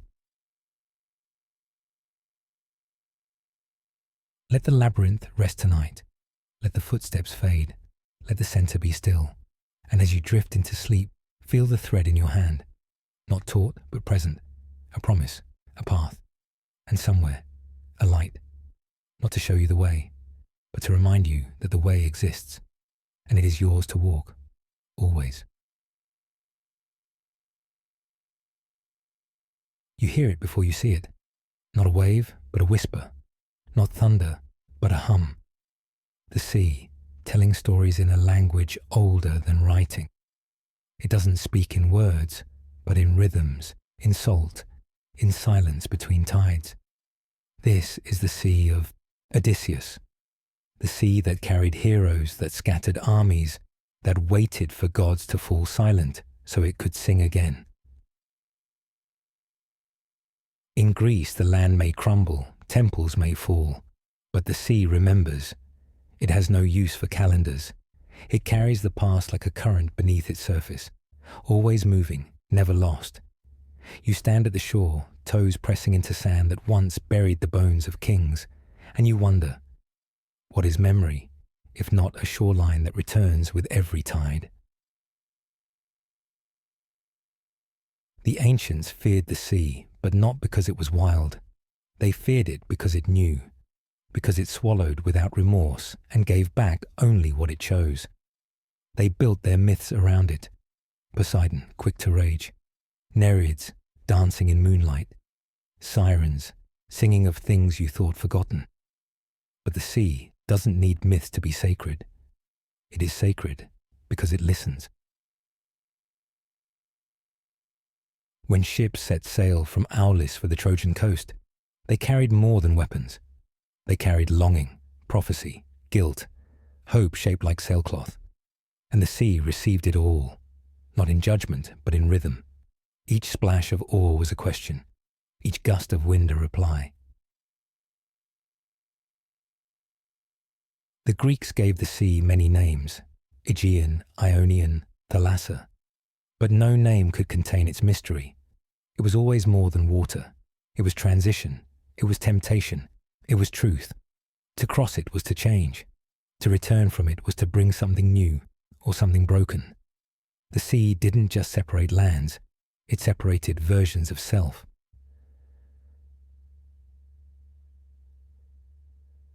Odysseus knew this. He left as a warrior.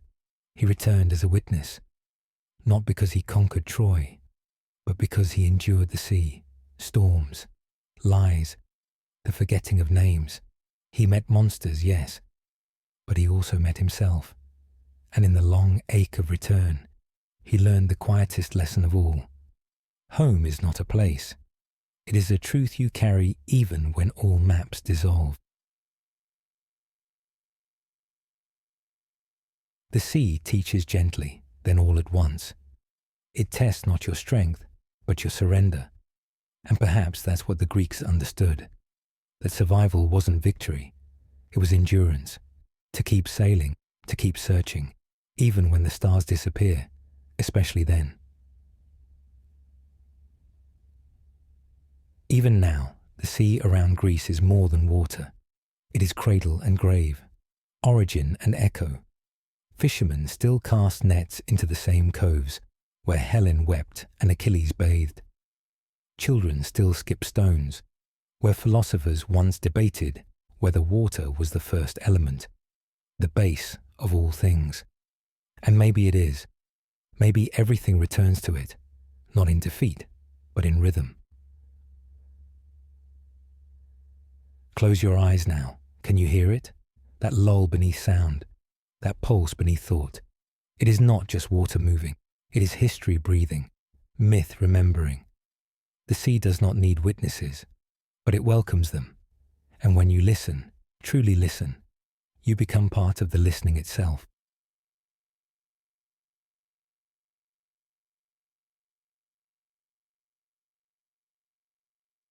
You imagine a boat now, not large, not armored, just enough for you and a thought. You push it from shore, not to leave anything behind, but to understand what lies beyond the visible. No destination, just motion, just question. And the sea accepts you, as it has always accepted seekers, so long as they come with open hands and a willingness to lose their way.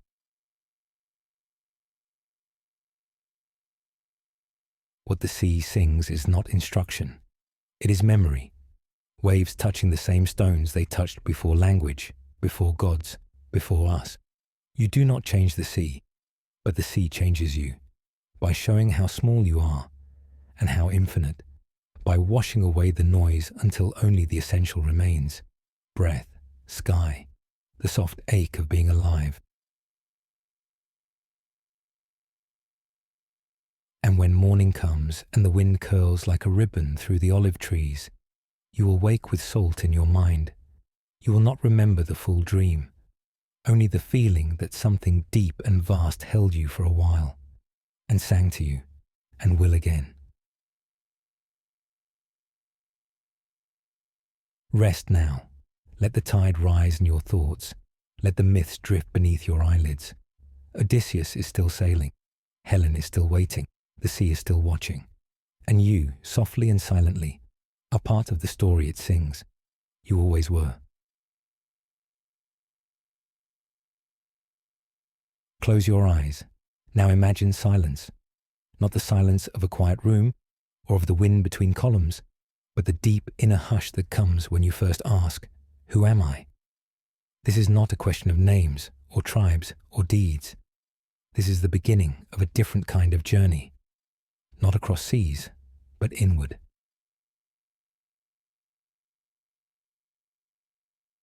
Long before psychology, before neuroscience and anatomy, the Greeks dared to explore the landscape inside.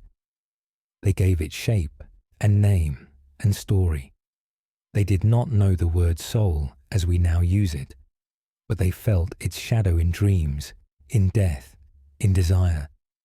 They called it psyche, the breath within the breath, the self behind the self. Psyche meant butterfly. It also meant ghost, that delicate thing that fluttered loose at the edge of death, and yet lived. They believed it could leave the body in sleep, could speak in riddles, could return changed. Not a spirit to fear, but a mystery to hold, a guest housed inside flesh, a companion never quite seen. Plato, sitting under a tree, wrote of the soul as a charioteer pulled by two horses, one noble, one unruly. It wasn't heaven and hell he feared, but imbalance. Too much hunger, too much pride. He believed we came from stars, that the soul had memory older than birth. That wisdom was the act of remembering what we once knew before falling into the body. Socrates, on trial, said the unexamined life was not worth living. He didn't mean to scare us. He meant to invite us, to listen inward, to ask, why do I want what I want? Why do I fear what I fear? He believed the soul could be shaped. That goodness was not instinct but effort, craft, a quiet chisel, carving meaning from breath.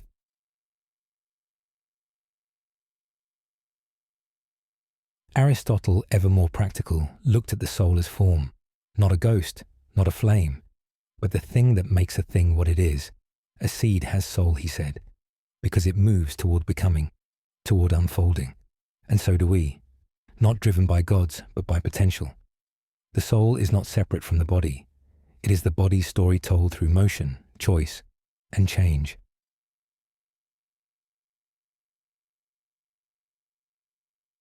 In this way, Greece did something astonishing. It turned inward at a time when the world was only just learning to look outward. While others charted stars, they charted sorrow. While others built monuments, they built metaphors. They asked, if a man conquers a city but does not know himself, has anything truly been won? And the echo of that question has never stopped. You too have stood at the edge of that mirror. You too have closed your eyes and felt something stir beneath thought. Maybe it was grief, maybe it was awe, maybe it was the shape of a name you hadn't learned to speak. The Greeks didn't give you answers. They gave you a compass, not to find what's outside, but to recognize what's within. The Delphic oracle said, know thyself, not as command, as invitation, to look beyond your skin and see the fire there, the ache, the echo. The soul, they believed, was not fixed. It could grow, it could wound, it could ascend, not in the sky, but in depth.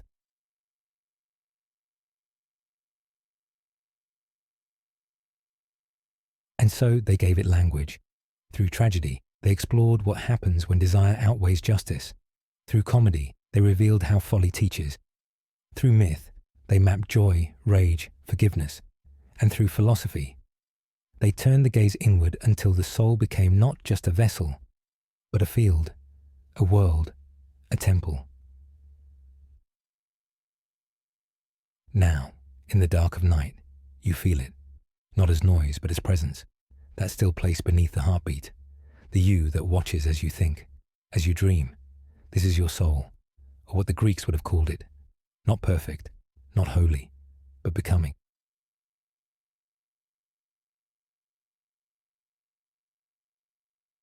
You do not need to name it, just notice. When you sit beside sorrow and do not look away, that is soul. When you choose truth even when it costs you, that is soul. When you ask hard questions, when you forgive, when you love without demand, that is soul.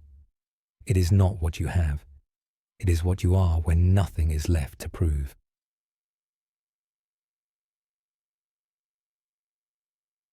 Tonight, the stars above Athens shine no brighter than your own breath, because the journey inward is a sacred one, because the Greeks knew that gods may guide, but the soul decides, and yours has been listening all along.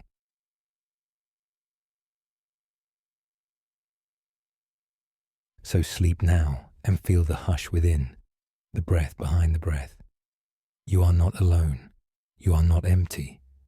You are psyche, not the myth, but the motion, not the butterfly, but the becoming. And the soul? It does not sleep. It dreams. And through its dreams, you continue the story that began long before memory had a name. Apninites item. There's a fire that does not burn wood. It does not consume, but kindles. It does not scorch, but spreads. It moves not like wind or water, but like thought. This is the fire the Greeks lit, not in temples, but in minds, and it has never gone out.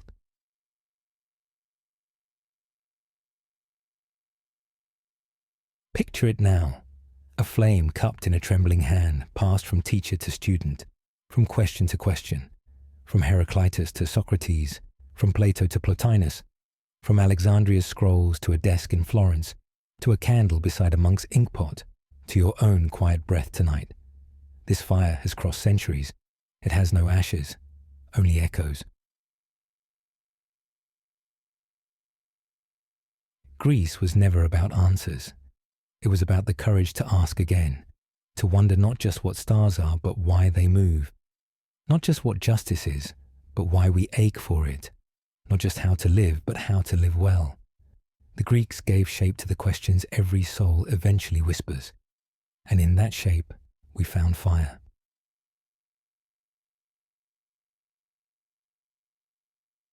In a grove outside Athens, a man in robes sat with his students and asked what cannot be seen. Plato, who wrote of forms, believed that every object we touch is only a shadow of a more perfect truth, that behind every circle we draw is the idea of the circle, flawless, eternal, unseen. He said learning is remembering what the soul knew before it wore the body. That truth is not taught, but uncovered, like flame from flint.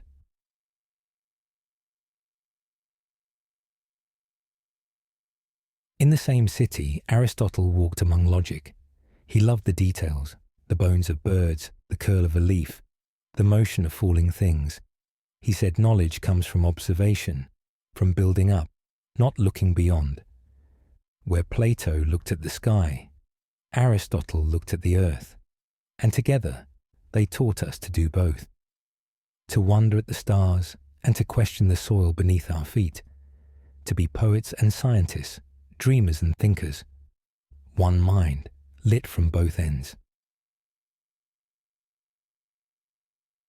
And when Greece fell silent, its language folded into ruins, its theatres crumbled, its voices scattered.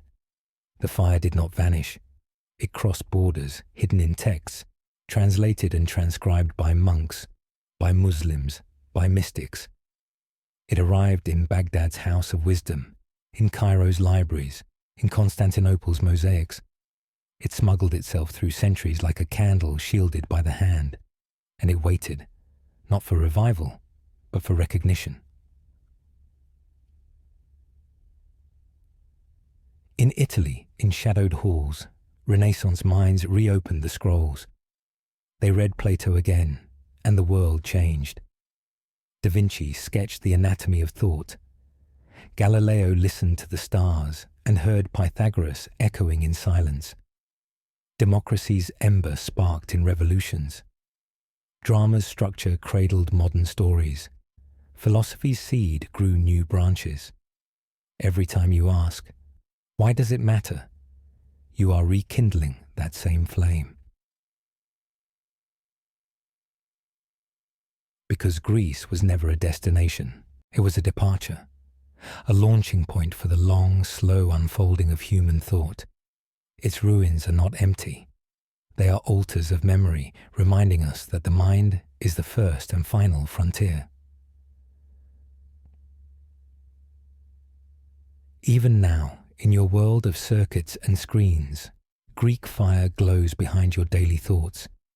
Every question of law, every line of poetry, every debate between what is and what should be, all trace back to a stone amphitheatre, a reed pen, a patient voice saying, "Let us begin."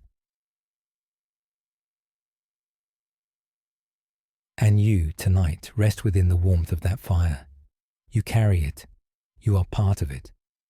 When you read, when you wonder, when you pause and ask what kind of life you are shaping, you join the lineage of that flame.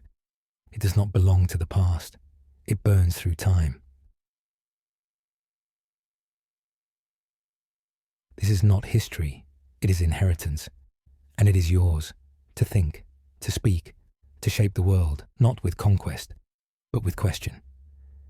This was the quiet conquest of Greece, that it never truly ruled the world, and yet it rules how the world thinks. So sleep now, not in forgetfulness, but in remembering that every thought you've ever held was once held in a cave, in a garden, under an olive tree with stars overhead and silence blooming. The fire is not fading, it is breathing, softly, steadily, in you. In the end, there is quiet. Not silence, but a kind of dusk in the mind, a softening, a letting go. All stories end here eventually, not with thunder, but with a whisper. And the story of ancient Greece, of gods and reason, of marble and myth, ends not in its fall, but in what it left behind in the dark. You've wandered far, through temples of logic, through theatres of fate, through storm-tossed seas and soul-lit scrolls. Now you stand at the edge of what cannot be seen, not ruins, not history, but the shadow that remains after the torch is past, the place where Greece no longer speaks with words, but with presence, a hum beneath the floorboards of time, a breath between thoughts, a whisper that says, "We are still here."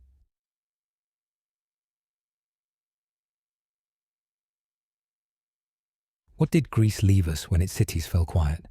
Not just columns or coins or broken statues in glass. It left questions, beautiful ones, unanswered ones. It left the shape of the soul drawn in fragments.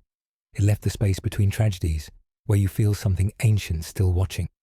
It left the idea that the human being is not just body, but memory written in fire.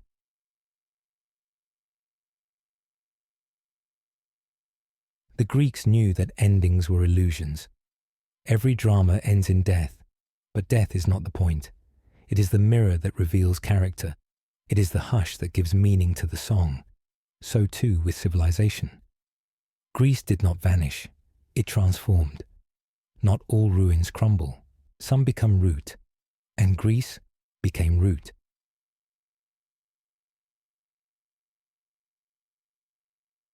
In every cathedral, there is symmetry drawn from Athenian minds. In every revolution, there is a hunger for freedom spoken first in Greek syllables. In every courtroom, the echo of Athenian justice lingers. In every poem, Sappho's breath still stirs the page. In every child who asks why, a philosopher is born again.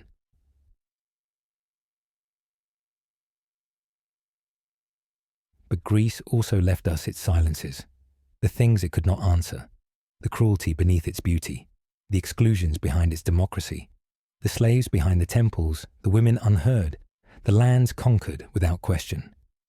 Greece was not a golden age. It was a contradiction. And in that contradiction, it becomes more human, more real, because we too are flawed, and yet still capable of light. Perhaps that is its final gift, not the perfection of gods, but the striving of mortals. Not certainty, but tension. The tension between the known and the imagined, between what is and what could be. Greece did not offer peace. It offered pursuit of meaning, of beauty, of self. And in that pursuit, we are still walking beside them. You return now gently to the shadowed room of your breath. The journey winds to stillness. You are not holding knowledge. You are held by it. by centuries of voices now hushed, by myths still breathing, by marble now softened by time. You are surrounded, not by ruins, but by echoes. They do not ask you to remember, only to feel. The Parthenon is not just a building. It is a question carved in stone. The Iliad is not just a war. It is the ache of pride and grief unfolding in every generation. Democracy is not just a system. It is the fragile trust that we might choose something better together. Philosophy is not a discipline. It is a candle lit against the vast dark of unknowing. So what does Greece leave us in the end? Not answers, but the courage to ask. Not maps, but the will to wander. Not perfection, but a song that never truly ends. A song sung under stars, on ships, in ruins, in classrooms, in hearts that break and heal again. A song you now carry with you, even as you sleep. Let this be your rest, not an ending, but a return. To breathe, to wonder, to a stillness filled with story. You are part of the myth now. You are part of the memory. And Greece, that dream in marble and fire, sleeps softly inside you, always whispering.